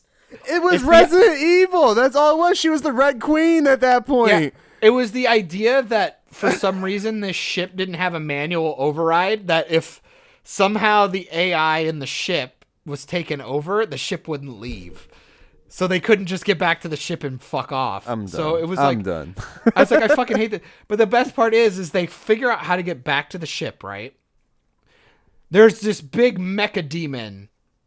The big demon. And all of a sudden, it pulls a fucking Liu Kang Dragon Ball Z Hadouken fireball. It straight up shoots a fireball from its hands. And I'm like, why? There's no precedent for this. I didn't see. I was telling Hannah, I go, the pilot's body is shown like he's just got his like neck cut or slit or whatever because of the demons having the nails. I was like, why not have come back and his body's like scorched, like he's burnt to shit and there's like scorch marks everywhere, so we at least have like an idea that the thing would have fire. This film is retarded. So, I'm sorry. I just read this thing because I Googled something for Doom. And this person said, I really want @Doom for the video game to give your most honest opinion on the trailer for Doom Annihilation. And then Doom responds back, the company that made the game. Yeah. We're not involved with the movie. Yeah! It's fucking beautiful. Get fucked, movie. And then someone's like, it quotes them, we're not involved with the movie. Way to throw Universal and the Doomcast under the bus. The trailer looks good. People only mad because a woman is the leak. Oh, God. I should have read that before. Fucked. Yep. Get fucked. That's stupid. Yeah, I love how they're like, oh, you just hate it because it's a woman, even though, in this cast alone, we not only compared this movie to Resident Evil and fucking Alien, who's Ripley, who's, the best female protagonist. But we already talked about WandaVision. We talked about Black Widow, where we wanted that earlier. We come on, get the fuck out of here. But yeah, I'm just dying. I don't know, dude. These some I'm just people, dying, dude. I just so wish bad. instead of making Doom a live action movie, because clearly they just fail at it every time. God, Just do an animation, a nice good animation. You can do everything in there. Literally, just take the storyline from the fucking game and convert it over to a cartoon. I mean, Sorry, Dead Space animation. did it. Dead Space did it. They're pretty good. Yeah. I don't understand why it's so hard to make that. It's just because people don't give a shit. You said, fucking Mars, Ghost of Mars. Ghost of Mars did it with Ice Cube, and it's because I mean that wasn't the best, but still. Yeah. It's better. It's because you give these franchises to people that don't give a shit, and I played the game. It's having the BFG, calling it a big fucking gun doesn't do anything for me. I want a good story. Well, that's what it's called in the game. Well, I know that. I'm Okay. saying more I'm talking the reveal of the BFG could have been cool. They literally have this huge black character, guy who's got the only big one gun. in the gun, or the only one in the movie. Well, he's got this big he's got a Tommy gun thing, it's got a big drum magazine on it. And so he's got the big gun. And I'm you could have started alluding to oh man, somebody could have said something to him man, overcompensating. He's hey man, I'd get a bigger one if I could. I've heard rumors of this thing for this BFG, as they call it. Yeah. This huge gun. It's all prototype stuff, but man, if I could get my hands on it. Which if they could say his gun is metal, whatever. Yeah. And say the BFG is it's made out of this carbon plastic type shit. That's why she can swing it around as fast as she does all the time. Well, that's just bad acting. No, that was just bad acting. She could have acted like it was heavy. She couldn't act like anything. And she was awful. But I was I hate to be that person. But I also told Hannah, I go, well, they just say fuck constantly in this thing because it was rated R. And I go, imagine if they just didn't use the F word until they found the gun and they kept saying BFG, BFG. Yeah. And hipster scientist guy goes, what the hell? BFG? What is that? She goes, big fucking gun. And I'm yeah. And, then all the gamer people fucking lose their shit. And then you could rate it PG-13 because there's only one F-bomb and bam. Boom. Wider audience already. Bada bing, bada boom. And people act like they don't know how to make a movie. But again, it's just you're telling me Assassin's Creed lends itself to a fucking great film. It's the Matrix in Spain. You know what I mean? Or in old school Renaissance Europe. You're telling me you can't do that? Get the fuck out of here. It'd be great. So dumb. I would love I'll tell you right now, I would love to co-write and direct an Assassin's Creed film. I'd be fucking brilliant at it. I'll fucking put it down right now. I fucking love Assassin's Creed 2. The Ezio. Did they do a live action one of that? Yeah, and it sucked. It had Michael Fassbender in it. It was a piece of shit. Was he the lead? Yeah. The movie's fucking trash, dude. fucking hell. Doom Annihilation was so fucking bad. It felt like a student film. It was insane. It felt really really bad. I'd put it on par with a sci-fi original series film, but it felt even cheaper. I kind of feel bad I wasted the time to watch it. But in my defense, I was cooking breakfast and stuff too. I just kept moving my laptop around. Dude, the movie ends with just your lead chick ending up in a 100% CGI world with a bunch of demons and a thing that looks like the Destroyer. It looked like Thor the 1. beginning of Thor Ragnarok. Well, the fucking devil thing looked like literally the Destroyer from Thor 1. And none of these demons actually look cool. Like in the video game, they actually look cool. You have like floating ones and all these other cool things. I'm like, I would make the argument that the fireball ones looked kind of cool. The ones that threw the fireballs. But that's all like you saw because they didn't stuff. want to design anything else. They just designed the one and they just reused it. There was like 3 different kinds. It was the minion ones that used to be humans, the cool ones was that could just shoot zombies, fireballs, and then the one that looked like the Destroyer. Yeah. It was, man, if you want a poster child for shit films, that is a perfect film to go see. I would say watch the Rock one. If you haven't watched any of the Doom movies, watch the Rock one and then watch this one. And I would love to see the contrast. The last thing I want to say on it is I'm tired of them doing the Doom film and always having to like incorporate the stupid POV. Oh man, I hate first person. I hate first person. It's like, come on. I will make the argument though. This movie actually utilized that better. It utilized it because it had better, a purpose. Yes, but you could tell why they were doing it. It oh yeah, was, they like, really totally annoying. did it for the Aquaman. Did it? Yeah. Well, then we never said that was a great movie too. No, I'd still maintain. I'm just saying, I'm putting it on par. Because in the Carl Urban version, he gets like a adrenaline shot, whatever thing that makes him like a badass. When they get back to Earth. Yeah, and so when he turns into a badass, we go first person and he just goes around and starts shooting stuff. In this one, it's because their helmets have like a HUD, like like a heads up display, and so they shoot to the POV so we can kind of see what they're seeing, like all the stuff. But it was cheap and stupid, and it didn't mean anything. So it's lame. Movie fucking sucks. I literally just turned it on because Hannah likes bad sci-fi shit. And I was like, the Rock Doom movie's terrible, but it was funny to go back and laugh at. I'm like, this one could be funnier. And it's like newer. So I was like, the CGI will probably be better and whatever. It's like, no, somebody was able to get the rights to this for dirt cheap and they made a student film with it. Like, that's what happened. It's Universal. It's bad. And, yeah. It's fucking bad. It's so bad. All right. On to the next one. On to the next one. I can't sing for shit. Dang. Okay. Do you got anything else on that movie besides how bad it was? Oh, I can't even believe you made me watch that. No, it's just completely awful. If you guys have like an hour and 40 minutes to kill, just go watch it.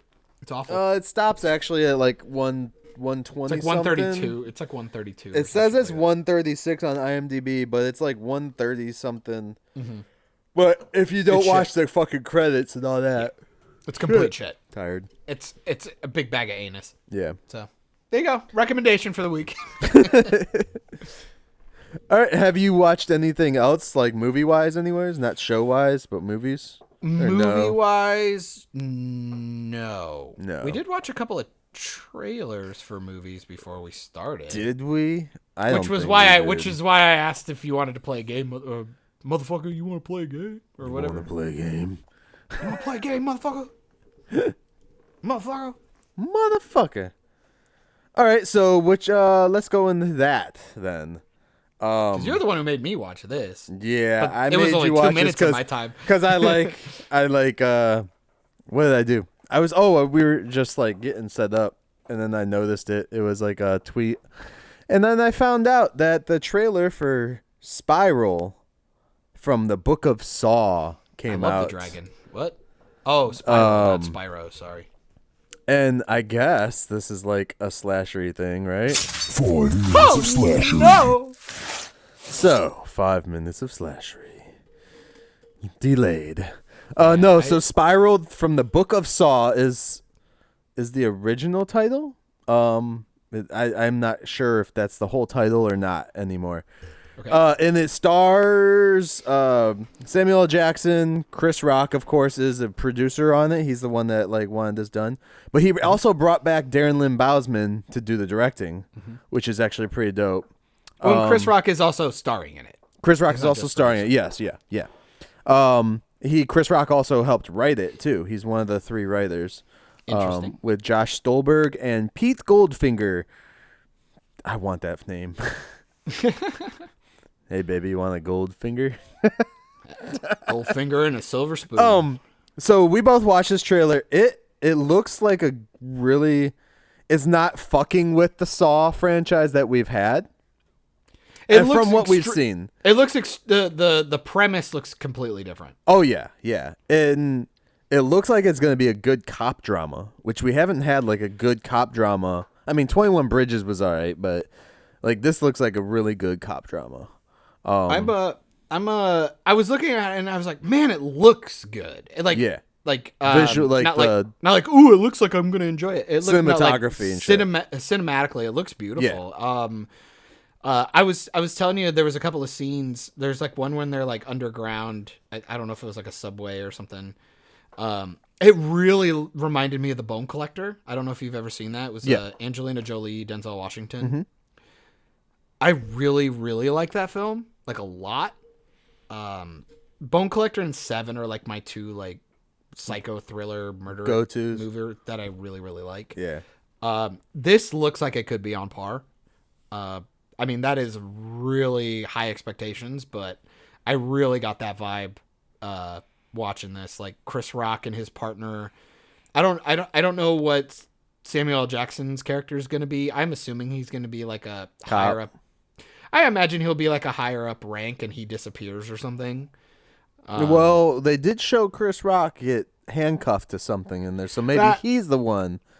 Because on the casting, it says Sam Jackson, like Chris Rock is down further, so maybe he's not like the lead. Well, Sam Jackson could get first billing because of all the fucking shit he's been doing lately. Yeah.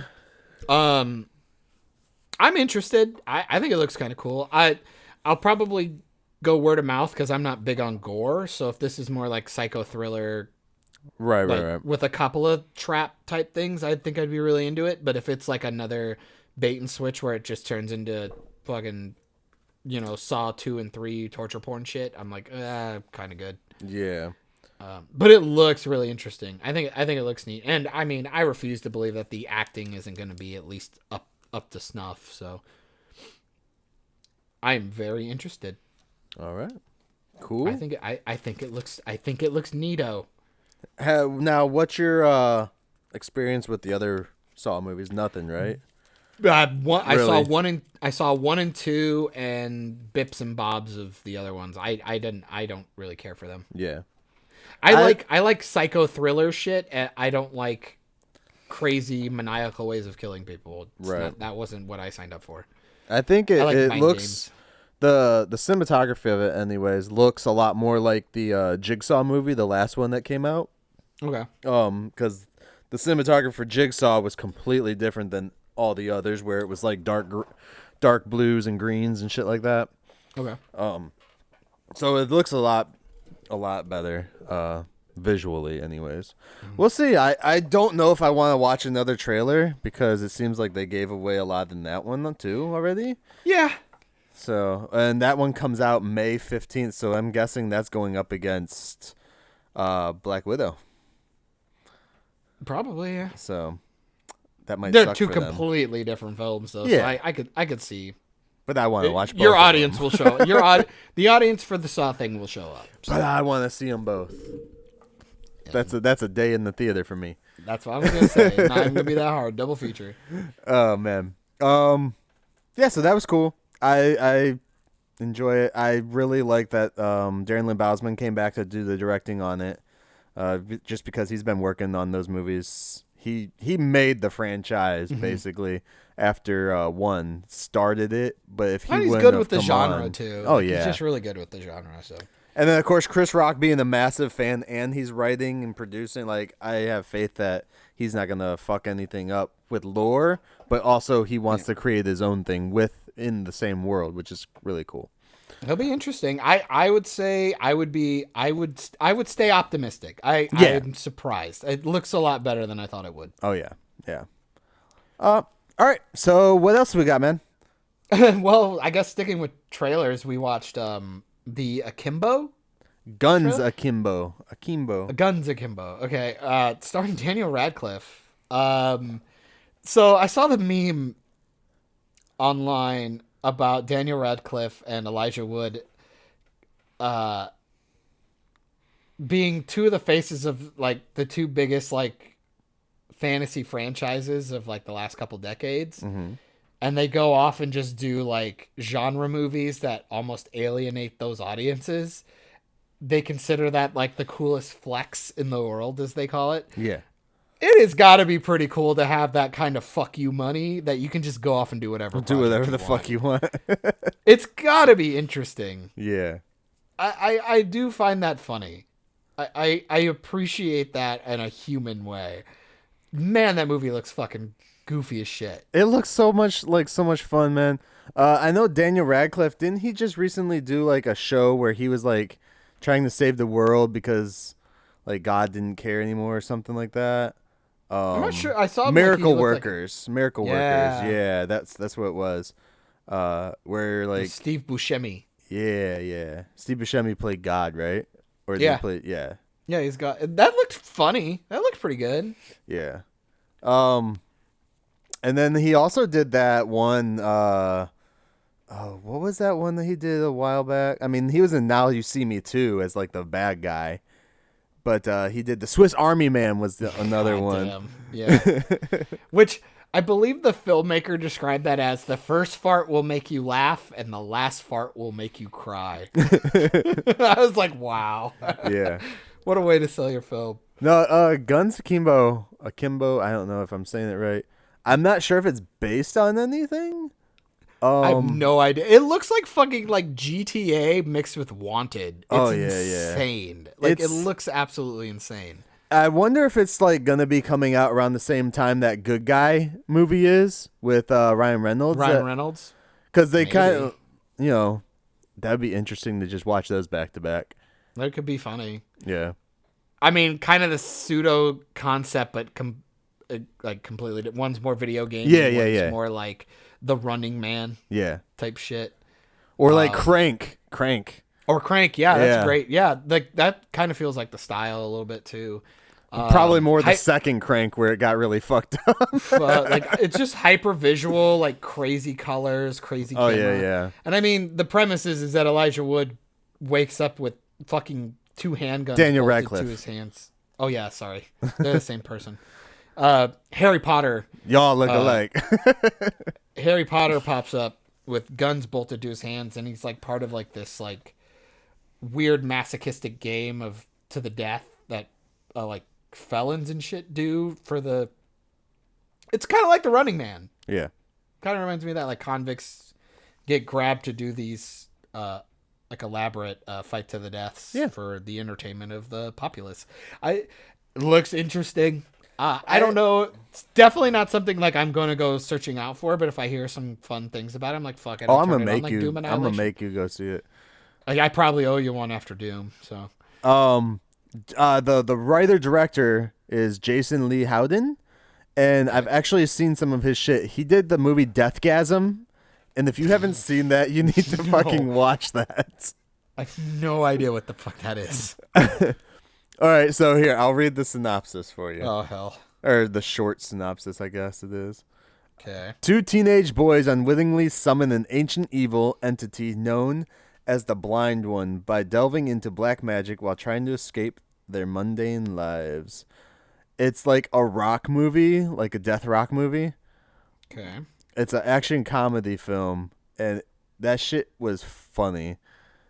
It's like funny and like the dumb kind of funny. You gotta watch that one. You gotta find that. I think it's on like Amazon or something like that. It's called just Deathgasm. That's all it is. There's one. There's a movie on Amazon I started that I want to finish. Yeah. It's called The Fuzz. That's the It's- puppet one, right? It's a fucking puppet thing. Yeah. I really want to watch it. But I was like, I got like 10 minutes in. I'm like, this looks kind of funny.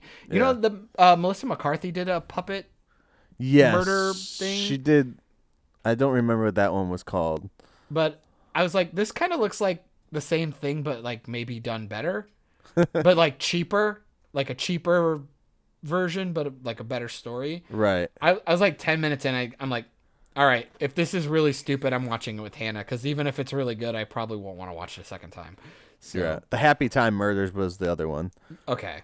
Yeah, the one I'm looking at is The Fuzz, and it's on Amazon, so I'm gonna check that out and see if it's funny, because it looked all right.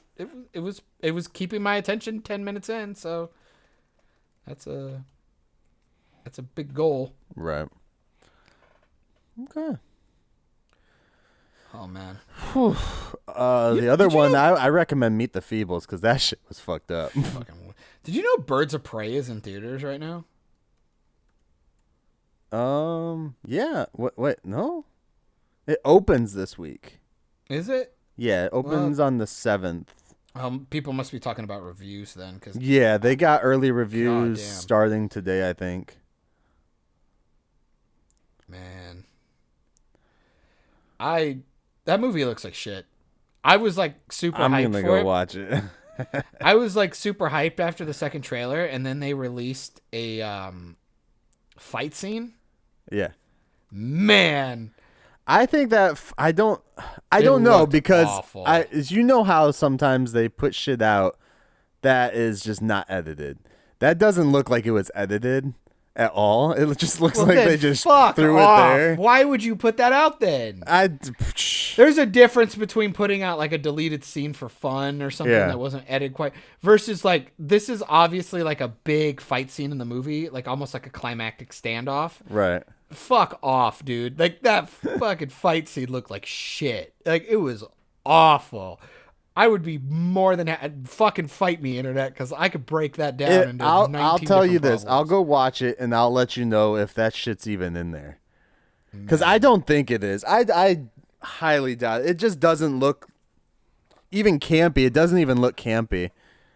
So I was telling Hannah, I'm like, it looked like it was just gonna try and be like a female Deadpool and just wasn't gonna do it very well. with like having her talk to the camera and shit like that. Yeah, well, I guess she narrates throughout, so I'm like, oh, fun. That'll be great. Right. I don't have high hopes anymore. I'm kind of sad now. The more I see, I'm good. I'm good. I've actually had a pretty good run of movies lately, so I'm gonna try and keep it that way. Doom Annihilation was a big miss, but I didn't expect much when I turned it on. I was expecting to make fun of it. We got Shaft, the Samuel L. Jackson Shaft from the Redbox. Shaft, the new one. Yeah. Okay. Oh, Is yeah, that any duh. good? It would be the sequel. I don't know. We got it. I want to watch it tonight. I've heard good things. That's why I got it. Yeah, I heard bad And- things. So Wow, really? Yeah, it's been mixed, I guess. So Yeah, so I'll check that out. And then obviously Lighthouse is out now, so I really want to see that. yeah. Parasite's not out yet, I don't think. No. That's hard because when it comes to subtitles, I obviously want to be super engaged. Yeah. So, That's why I made sure I saw that in theaters too. yeah. Because I'm like, what else am I gonna do in here?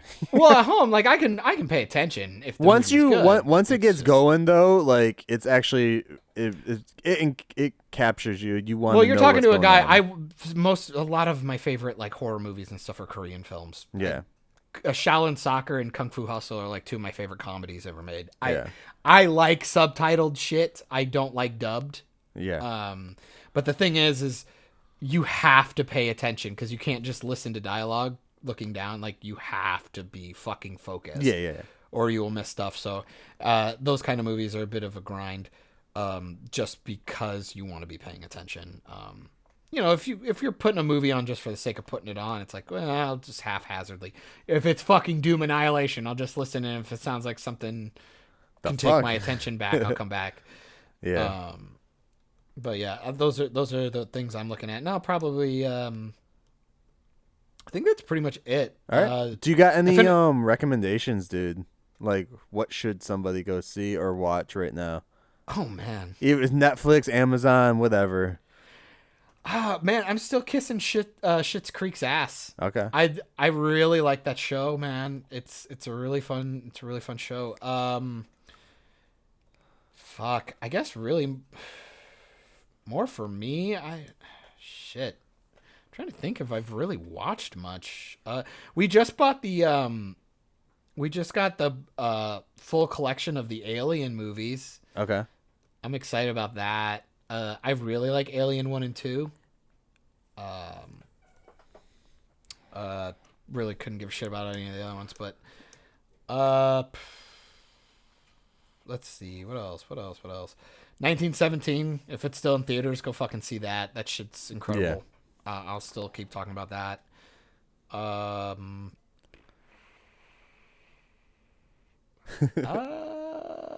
No. Yeah, I'm just trying to think. Like, really, honestly, other than that, I'd just say YouTube. Get on some fucking YouTube shit. Like, this girl Jay Longbone and the EFAP crew, two separate entities, are doing Batwoman reviews. They're fucking. It's what I live for, dude. They're so funny. That show is ridiculous.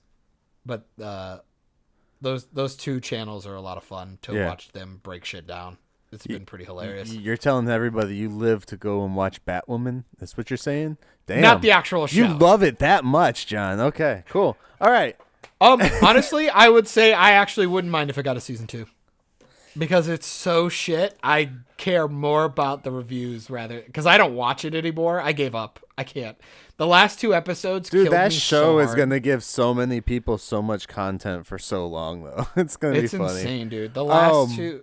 Yeah, it's insane. Speaking of shows that Greg Berlanti is in charge of, because he's in charge of all the CW shit. Yeah. Me and Nick started watching this show because Nick was interested in it.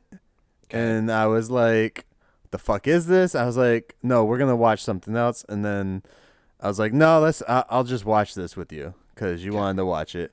I tried it out, and the first episode got me hooked. And season 3 is coming out soon, or season 3 comes out in 2021, actually. So I have some time to watch the first 2 seasons. We're 7 episodes into the first season. I think they're 8 or 10 episode seasons, and the show is called You on Netflix. Oh, okay, yeah, I've heard about that. It's like an off-brand thing, kind of like Dexter. It kind of reminds me of like Dexter. Yeah, he's the dude, the serial killer dude. Kind of, yeah. Or Stalker. Let's say Stalker. Yeah. Let's go with that. That did look interesting. I'm not going to lie. I almost didn't even want to watch the first season. I want to watch the second. The narrative of it for the first season, I like the narrative of it because it reminds me of Dexter a lot. Yeah. And that's really one of the main reasons I'm watching it. There's a lot of stuff that happens, and I'm like, really? And then I'm like, oh, yeah, Greg Berlanti's in charge, so okay.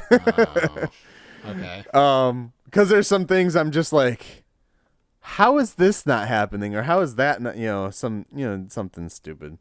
Yeah. So yeah, it's an interesting show. It's still entertaining to watch, I'm not sure if I binged it I'd still be like as satisfied, but because we're watching just like one a night here and there. Yeah. So it makes it a little better. But yeah, I recommend people try that out if you liked Dexter, or if you just like, what's the guy's name? Penn Badgley, I guess. I guess he was like a big character in Gossip Girl. Oh, he was like one of those, yeah. Oh, actually, I finished the first episode of BoJack Horseman. I don't know if you've heard about that. The first episode of just the first episode of the first season. First season. Okay, because I'm on the last season. I'm about to start the last one. I guess their final season just came out. Yep. Yeah. It's a Netflix original, I believe. Yes. And Will Arnett is BoJack. The voice, and Patton Oswalt does a bunch of voices in it, and I've heard people are talking relentlessly about this show. Dude, this show is so good.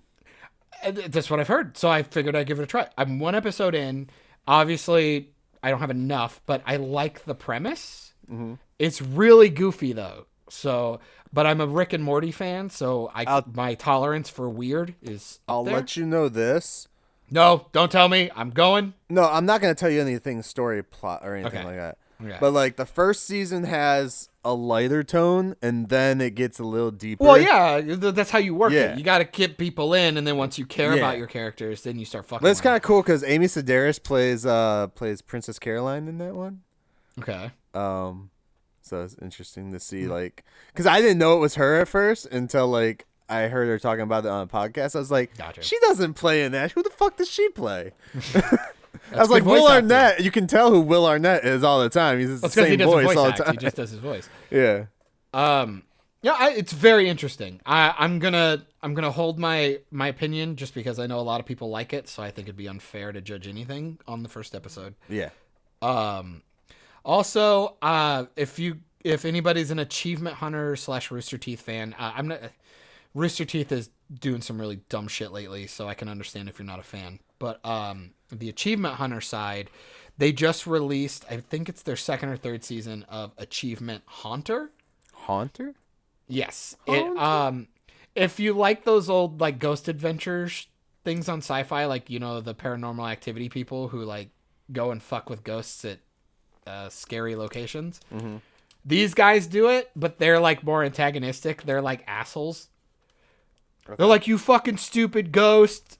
If you want, fucking prove you're here, you pussy. They literally say stuff like that, and they like antagonize. Yeah. So and they do like little funny sketches, like when they talk about the backstory Right. of like things that happen, they'll do like funny little sketches. Right. So like even if you don't care about like the paranormal act stuff, like you don't believe in it or any of it, the entertainment aspect is still there. Mm-hmm. But if you do like it, you get both, which is a lot of fun. I think you'd actually enjoy it. It's really, really stupid. I'll show you. Yeah. I'll send you like 2 or 3 of the funniest episodes and see what you think. Yeah. Dude, I liked would watching recommend like they're fun. I actually dug watching like the Fear show back in the day. Not Fear Factor, but Fear. Yeah. When they went into the houses and shit like The only reason why I didn't like that is the fucking camera, like the ghosted in their pointed face. right at their Yeah, face. yeah, It's yeah. so jarring. And then movies started doing it. I wanted to die. Yeah. Because that came out, and then shortly after or right before was Blair Witch, right?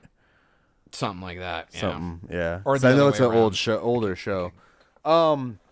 Dude, so I want to end this with one last thing, one last segment that we haven't done in a minute. What happened? Okay. So What the fuck, CW? What the fuck, CW? What the fuck, CW? We love you so much. But what the fuck? but what the fuck? Every time. Every time. So something happened in the multiverse of Nope, that's MCU. oh yeah. It's not madness. In the do it. infinity no. In the infinity stones of no. So you finished Arrow. Yeah. And I had finished Arrow before we casted last time. Yes. But you finally got to finish it, so I'm not gonna lie. Thoughts? So the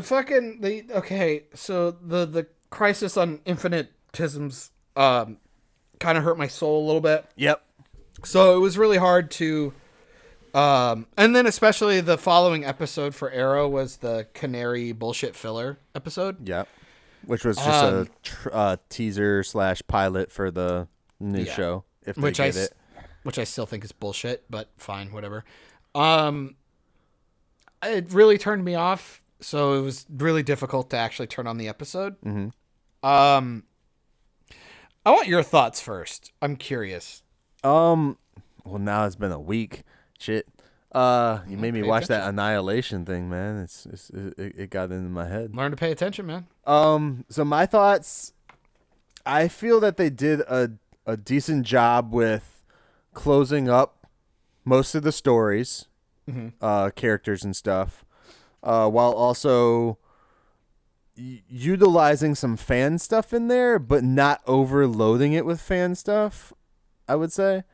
I mean, Suppose, yeah. you got like I'm surprised they got the chick to come back for Felicity for yeah. that one episode. I don't see why they wouldn't. Come on. They should have had her there when he was dying. Diggle should have had a fucking scene with him when he died. He died like 3 times, and Yeah. Diggle never got to say goodbye. So I'm fuck off. kind of glad though when they were doing his funeral memorial thing at the grounds next to his dad and stuff, dad's tombstone, that they actually did have Barry and Kara there. I mean, it makes sense for Kara to be there a little bit, but I'm glad that Barry actually was there. Oh yeah. So that was good. And then they even got who all else was there? They had everyone. They brought Paul everyone. Blackthorne came back to be Quentin. Yeah, Quentin was there. His mom was pretty fucking happy. there because he Moira, brought yeah. everybody back. Even I'm Thea and Roy. I know I'm gonna mispronounce his name. His Russian buddy. Alexei. Is that? I thought he had a longer name than that. I can't remember his last name. Okay, so that's The why. guy from the Bratva. Yeah. Yeah. The former Bratva. Yeah, so it was cool to see them bring all those characters back into the one episode. It would have been cooler to see them all there with him one last time, but whatever. Or no. Oh, no, never mind. Sorry. Alexei was the guy who got him in. He was the bald, mean guy. Yeah, see? You keep talking. I'll find it. Anatoly. Anatoly, yes. There we go. Because it's Ravioli Anatoly. I like that character a lot, actually. Yeah. It'd be cool. And then we're seeing like all the other characters basically dispersing from the city and shit like that. So it's interesting to see what they're gonna do. I wonder because Diggle said that they're going to to Metropolis. If he's gonna end up being in the Superman show or not. I kind of feel like that's what they were alluding to. Right. So I haven't heard any rumors of David Ramsey getting work anywhere else. yeah. So I could see him wanting to stick around, bread and butter. Yeah.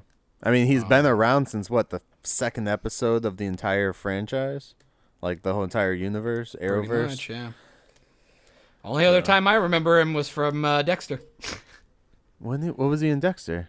He dated Deb for like Oh, yeah. 2 Yeah. seasons? Yeah.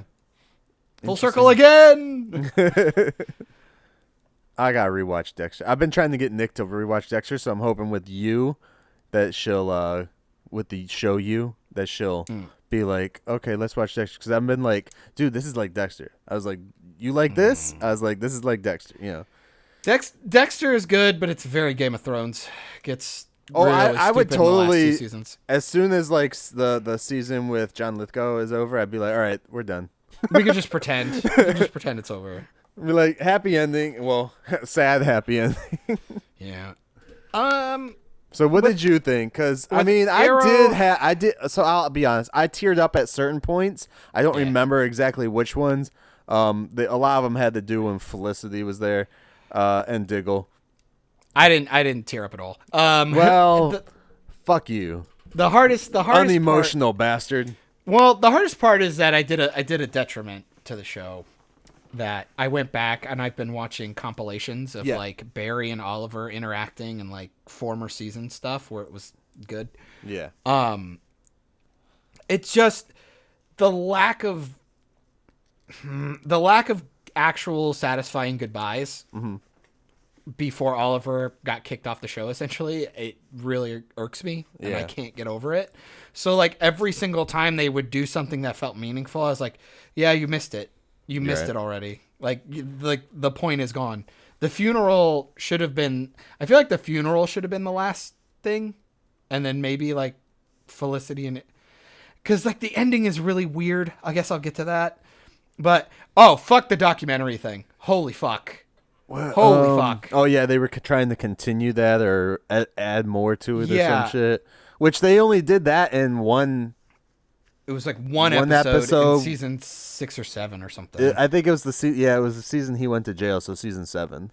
So that was fucking dumb. But it was so they could give exposition. That's all it was, which I feel like we could have just done with the characters, which would have been more meaningful. What did you think about them utilizing the the alternate take from season 2 when his mom doesn't die. I think it's season 2. It's right? all rushed. It's all rushed. Yeah. I You can would've tell if liked to it's an alternate take too, just because it's just like very, I don't know. At least part of it. It's fine. It's fine, but nothing's explained. It's all so rushed, and it's all just Oliver did it. It's fucking how though? Like, could there be a bright light, or like how did he have the knife? Like, why didn't he have the knife beforehand, but he had it here? What changed, and why did it change? I'm fine with what they were trying to do, but it's all just Oliver did it. Like he changed everything, and it's like how though? How did he change? Basically, he just changed everything on his show. Too? That's what I'm saying. It's like you didn't change anything else, dude. Like, well, to be fair, Flash does cover it, so do they? Okay, yeah. I'll have to watch that. And it's actually I haven't watched something it. with That Cisco just that's dropped pretty cool. last night, right? Yeah. Okay. So it's actually, I'll give it a pass on that. But I'm talking more. Okay, so here's a good example. You have Moira talking to the camera in the documentary style about the things that changed and how she felt about certain things. But then you have this great scene with Katie Cassidy's character, Laurel, with the blonde badass hair or whatever. And Quentin Lance is back. And he's alive. And they share a scene where she talks about, why am I still here, but everybody else is here? Because he didn't bring back normal Laurel. Right. Which is strange. It is a very good question. But I get why he wouldn't have, because she earned the right to stay. Mm-hmm. You know what I mean? And the other one served her time and died and went out like a hero, and why bring her back and negate that? I get it. But he also brought Tommy back, too. I forgot about Tommy at the funeral. Yep. Brought Tommy back. Which, fuck, But, I like, wanted to see them in a scene together again, too. Come on. That's what I'm saying. That's what I'm saying. We're just Like, missing. I think that was one of the things. I was just like, we have all these people here and no Amel. I think they showed a pic. They actually did show one picture of him in that episode. I'm like, yeah, they on the news. Yeah. On the news. Was it on the news? No, they had like it was on the news. picture somewhere else. Well, and then they like picked up the old picture from like season 1 where he was like with his dad when they're like looking at And then stuff. they did the repetitive thing of closing down the quiver or arrow cave or cave. whatever the fuck is called. Which Diggle should have pulled the fucking lights. Oh my god, kill me. Who did it on this one? I forget. Fucking Dinah. Okay. God damn it. God damn it, dude. It's just like everything that Diggle should have done, they gave it to somebody else. I hate it. But Laurel's having this like really, really impactful scene with Quentin about like, why didn't he bring her back? Like he could have made me fuck off. Like she deserved. He's like, he could have given you back your Laurel. Or he could have brought them both back because but you would have had to deal with doppelganger shit. But again, she's from other world anyways. She's from there another. There is no other world. There's no other worlds now though. At It's the on the end Flash. of the crisis, Sorry, it's on the they Flash. showed Sorry. all of them. Sorry, the Flash negates it. Ugh. Spoiler for you. That all the Because infinite worlds in are now just one. Batwoman, so in Batwoman, there's 2 girls, 2 sisters. Yep. So why not bring her into that universe? It's because too? Batwoman's fucking retarded. Anyway. I think they did it in Supergirl too. Well, they had like Who 6 knows, but fucking Brainiacs or something. in one Batwoman's episode. doing their own thing. Fuck them. I'm talking about the good shows, Michael, quote unquote. But I thought it was really interesting, and they had a really nice moment, and I was like, fuck, man, this is what all the scenes should have felt like. These 2 actors who've been playing these characters for a long time having moments. And Oliver being the Spectre, it's like, why couldn't we have like a hologram thing? Mm-hmm. He could have done like the I Love You 3000 hologram bullshit thing where he left a message behind for everyone. I mean, he's not Bruce Wayne, and he was broke. So, but no, but you know what I mean? Like I'm saying, like he could have made messages. Yeah, like, yeah. He could have known his fate and told it to himself and say these goodbyes because you're going to be gone. And he could have done a thing. It would have been like, oh, okay, how do you justify it? I'm like, I really don't care. It's more of like, I want the meta satisfaction of Amel getting to say goodbye to these people everybody in his and own then way. getting to have a moment. Yeah. That's my issue with it. It's like, especially Diggle does not get a satisfying goodbye. No. And then And I'm like, their concept of, oh, well, crime just doesn't exist in this city anymore. I'm like, okay, sure, show, whatever. But then you have the flashbacks back to essentially season 1 where Oliver's going about killing people again. Mm-hmm. Which fucking hell with this show, with that whole killing thing. I'll never get over that. Wait. Oh, yeah. Yeah, I remember. Yeah. And, because they did that shit in like the last like 3 seasons where it's like, you need to not be a killer. Oh, how do we train to a murderer and blah, blah, blah. I'm like, Wild Dog, you and Diggle literally go around and just shoot people.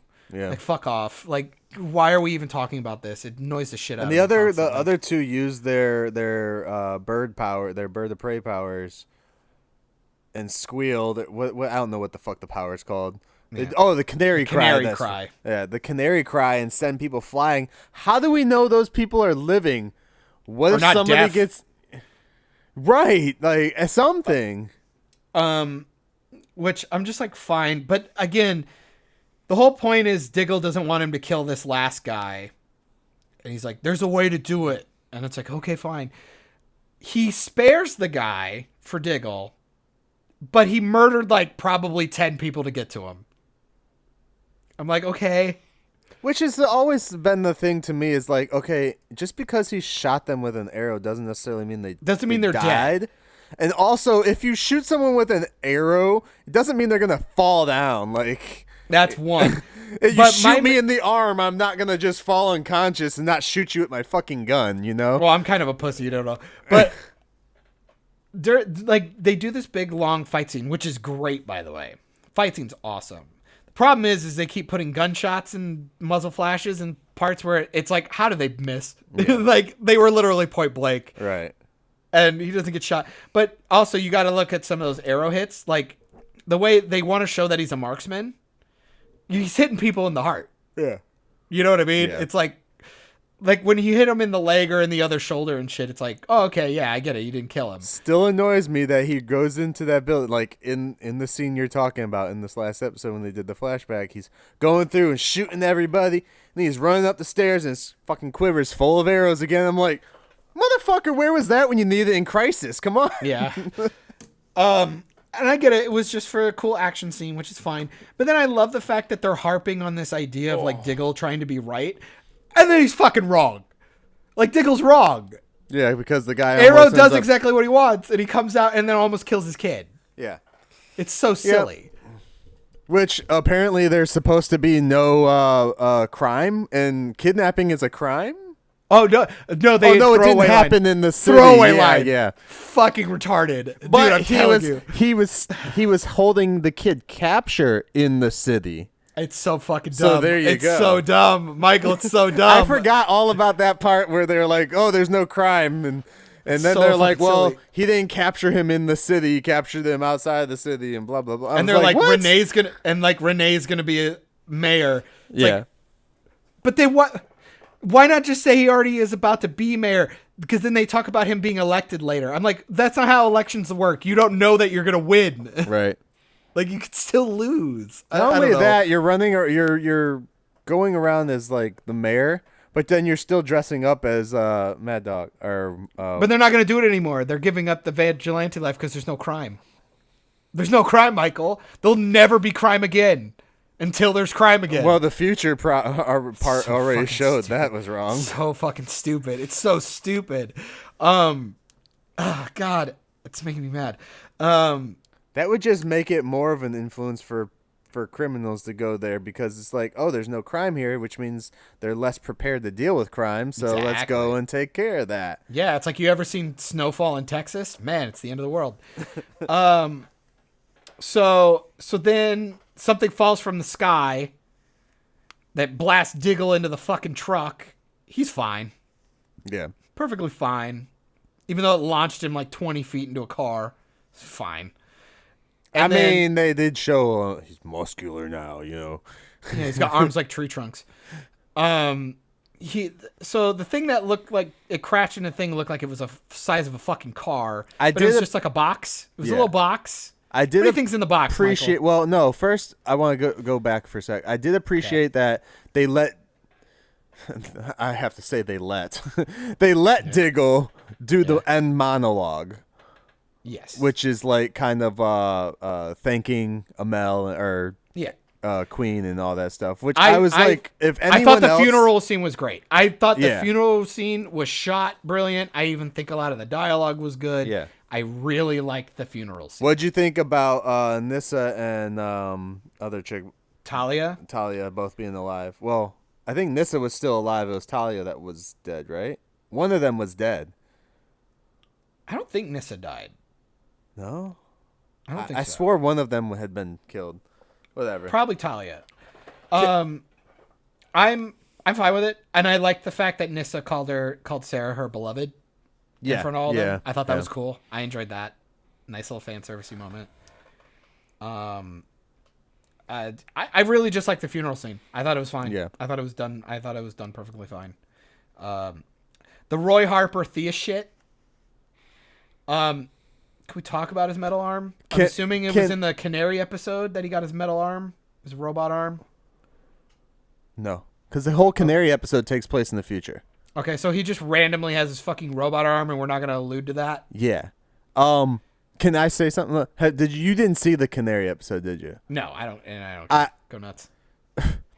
From what I gathered from that episode, like the bad guy has that tattoo that Oliver was getting on everybody. Okay. In this episode, the something of four. The four, she said. that's on that little rock thing that they had, the family rock and shit. The fuck is called the fucking? I almost called it an omen. I can't remember what it's Yeah, called. whatever it The was. Ohm. But they were getting that tattooed on the last episode. I think it was Dinah was getting it tattooed on her or something like that. One of the girls. And in the Canary episode in the future, one of the bad guys has that tattoo on him. And I think that's kind of why they did the scene in the last episode, so that you can be like, oh, that's our fan. That's like this group's thing. Yeah. And then they do a scene in there where a bad guy puts the thing on JJ's head, like I told you last time, to give him back his memories from the previous universe, even though it's... Yeah. You can't do it! Yeah. But still, that happened, and I feel that person is Roy, and I think the big bad, because they said the bad person's a girl, I think it's Thea and Roy are going to be the big bads in that show. I feel like Willa Holland's not going to come back. You know I'm surprised she came back at all. I mean, it's in the future, so they could just use an older actress. I'm going to say it's Diggle's daughter. What do you mean? Because Diggle's daughter. Yeah. Yeah. Well, the guy that did the thing, it made it sound like he had a robot arm, and then in the next episode, you see Roy with the robot arm. I was like, oh, yeah, shit, is he like working with And it's the whole code thing. I'm like, what is going on here? Why? I don't know. I'm glad that Roy and Thea are gonna be together, because I didn't hate them being together. Right. But at the same time, it was so slapdash. It was so quick. It was all rushed. It all felt so rushed. If you would have just let the pilot for the Canaries thing be its own thing, you could have had 2 episodes to end this, and it would have been done really well. Oh, yeah. I completely agree. There was no reason for any of that. And it's stupid, too, because it makes absolutely no sense. It's like... It's because they don't trust it. They know they have a garbage fire. Well, no, the pilot of the Canary show, at the end, her brother gets taken from her, and that's it. And then when Sarah goes and gets her from the future to take her to her dad's funeral, she's like, it's been 2 weeks since my brother was taken. Motherfucker, why aren't you looking for you? You're sleeping in this comfy-ass bed and nothing's happening? What? Yeah, how cool is it that her future son wasn't allowed to come to the dad's funeral? It's like nobody gave a fuck about him. Nobody gave a fuck. Well, he wasn't. Was his younger self there or no? I don't recall. Yeah. Okay, so there so you was go. Mia's. She was There a you go. baby. Who cares? They didn't take her out of the house. You never see the baby, do you? No. Okay, Who so cares? fuck off. They wanted her What to are you have the talking memory. about? They can both exist, dipshit. They wanted her to have the memory.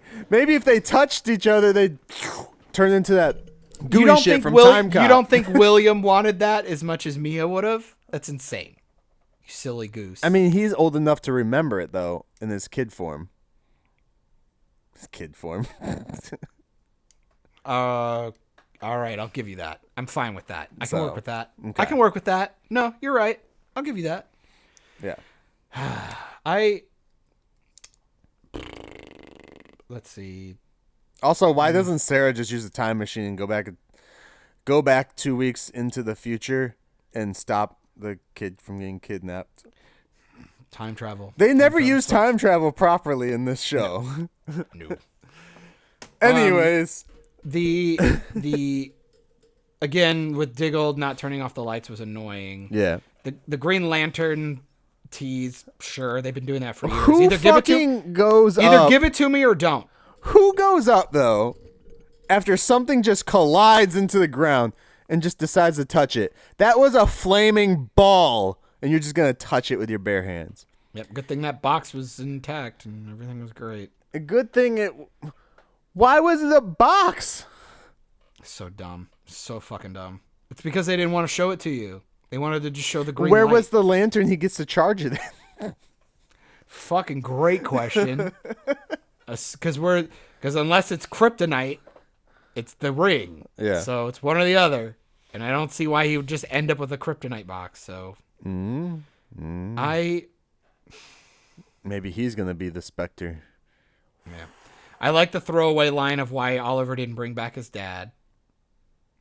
Yeah, Kind of makes sense. it makes I sense guess. because you wouldn't have anything happen if his dad was still alive.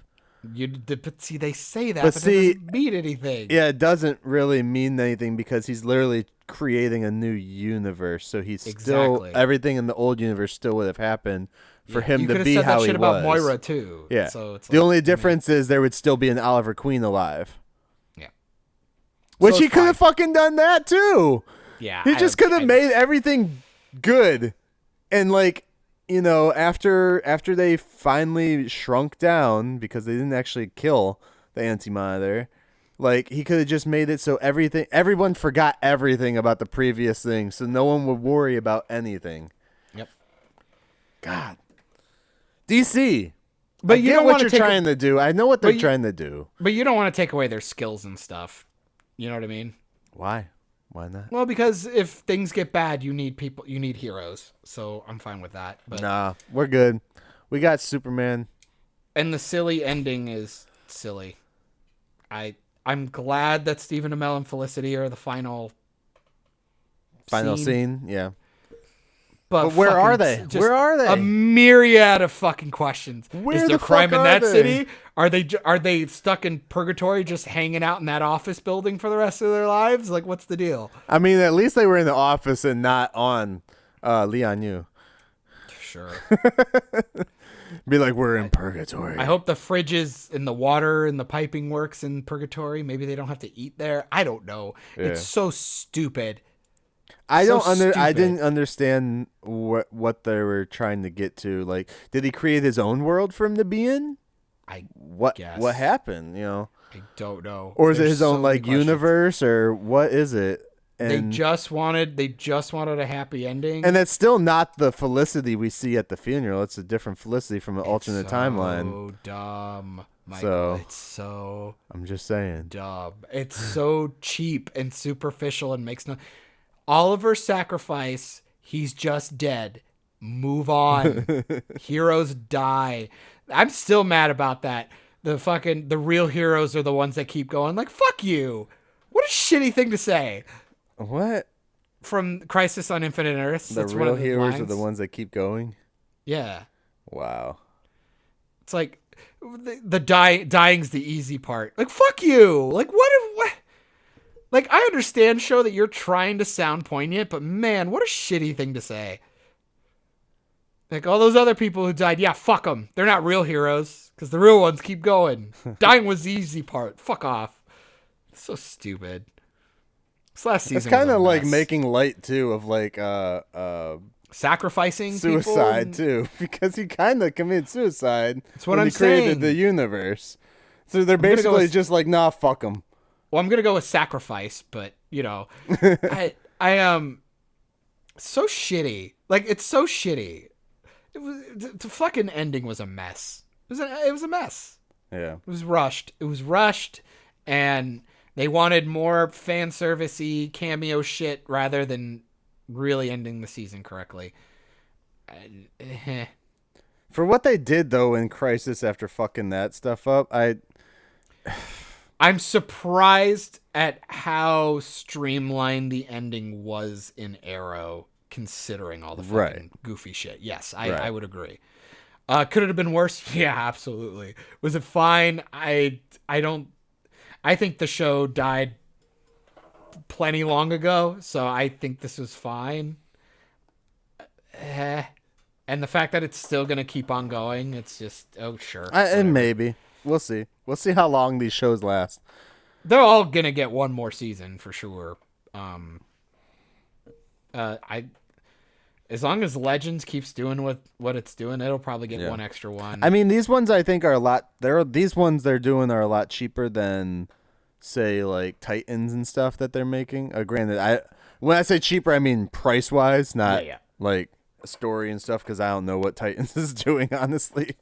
And I'm assuming Cisco's actor still wants out, so it'll be interesting what Flash does. If the actors want to stick around, I can see them getting maybe one more season, but I have a feeling that if this isn't the final season, next year will definitely be. For Flash. Yeah. I just feel like Grant's getting ready to be done. Yeah. I want the show to end, but before they do, I don't know. I just want it to actually be good again. Yeah. So you can say it was good when it ended. I'm telling you, man, it's so hard to convince people. I'm like dead serious, man. Like, go back and watch season 1 and 2 of Flash and Arrow. Season 2 of Flash is a little insane, but I really like the first season of Flash, and I really like Arrow 1 and 2. Like, I really do. Season 5's all right of Arrow, but like, yeah, I don't know. I was fine. If we're gonna finish out Flash, though, I really fucking wish that they would do like Red Death just once.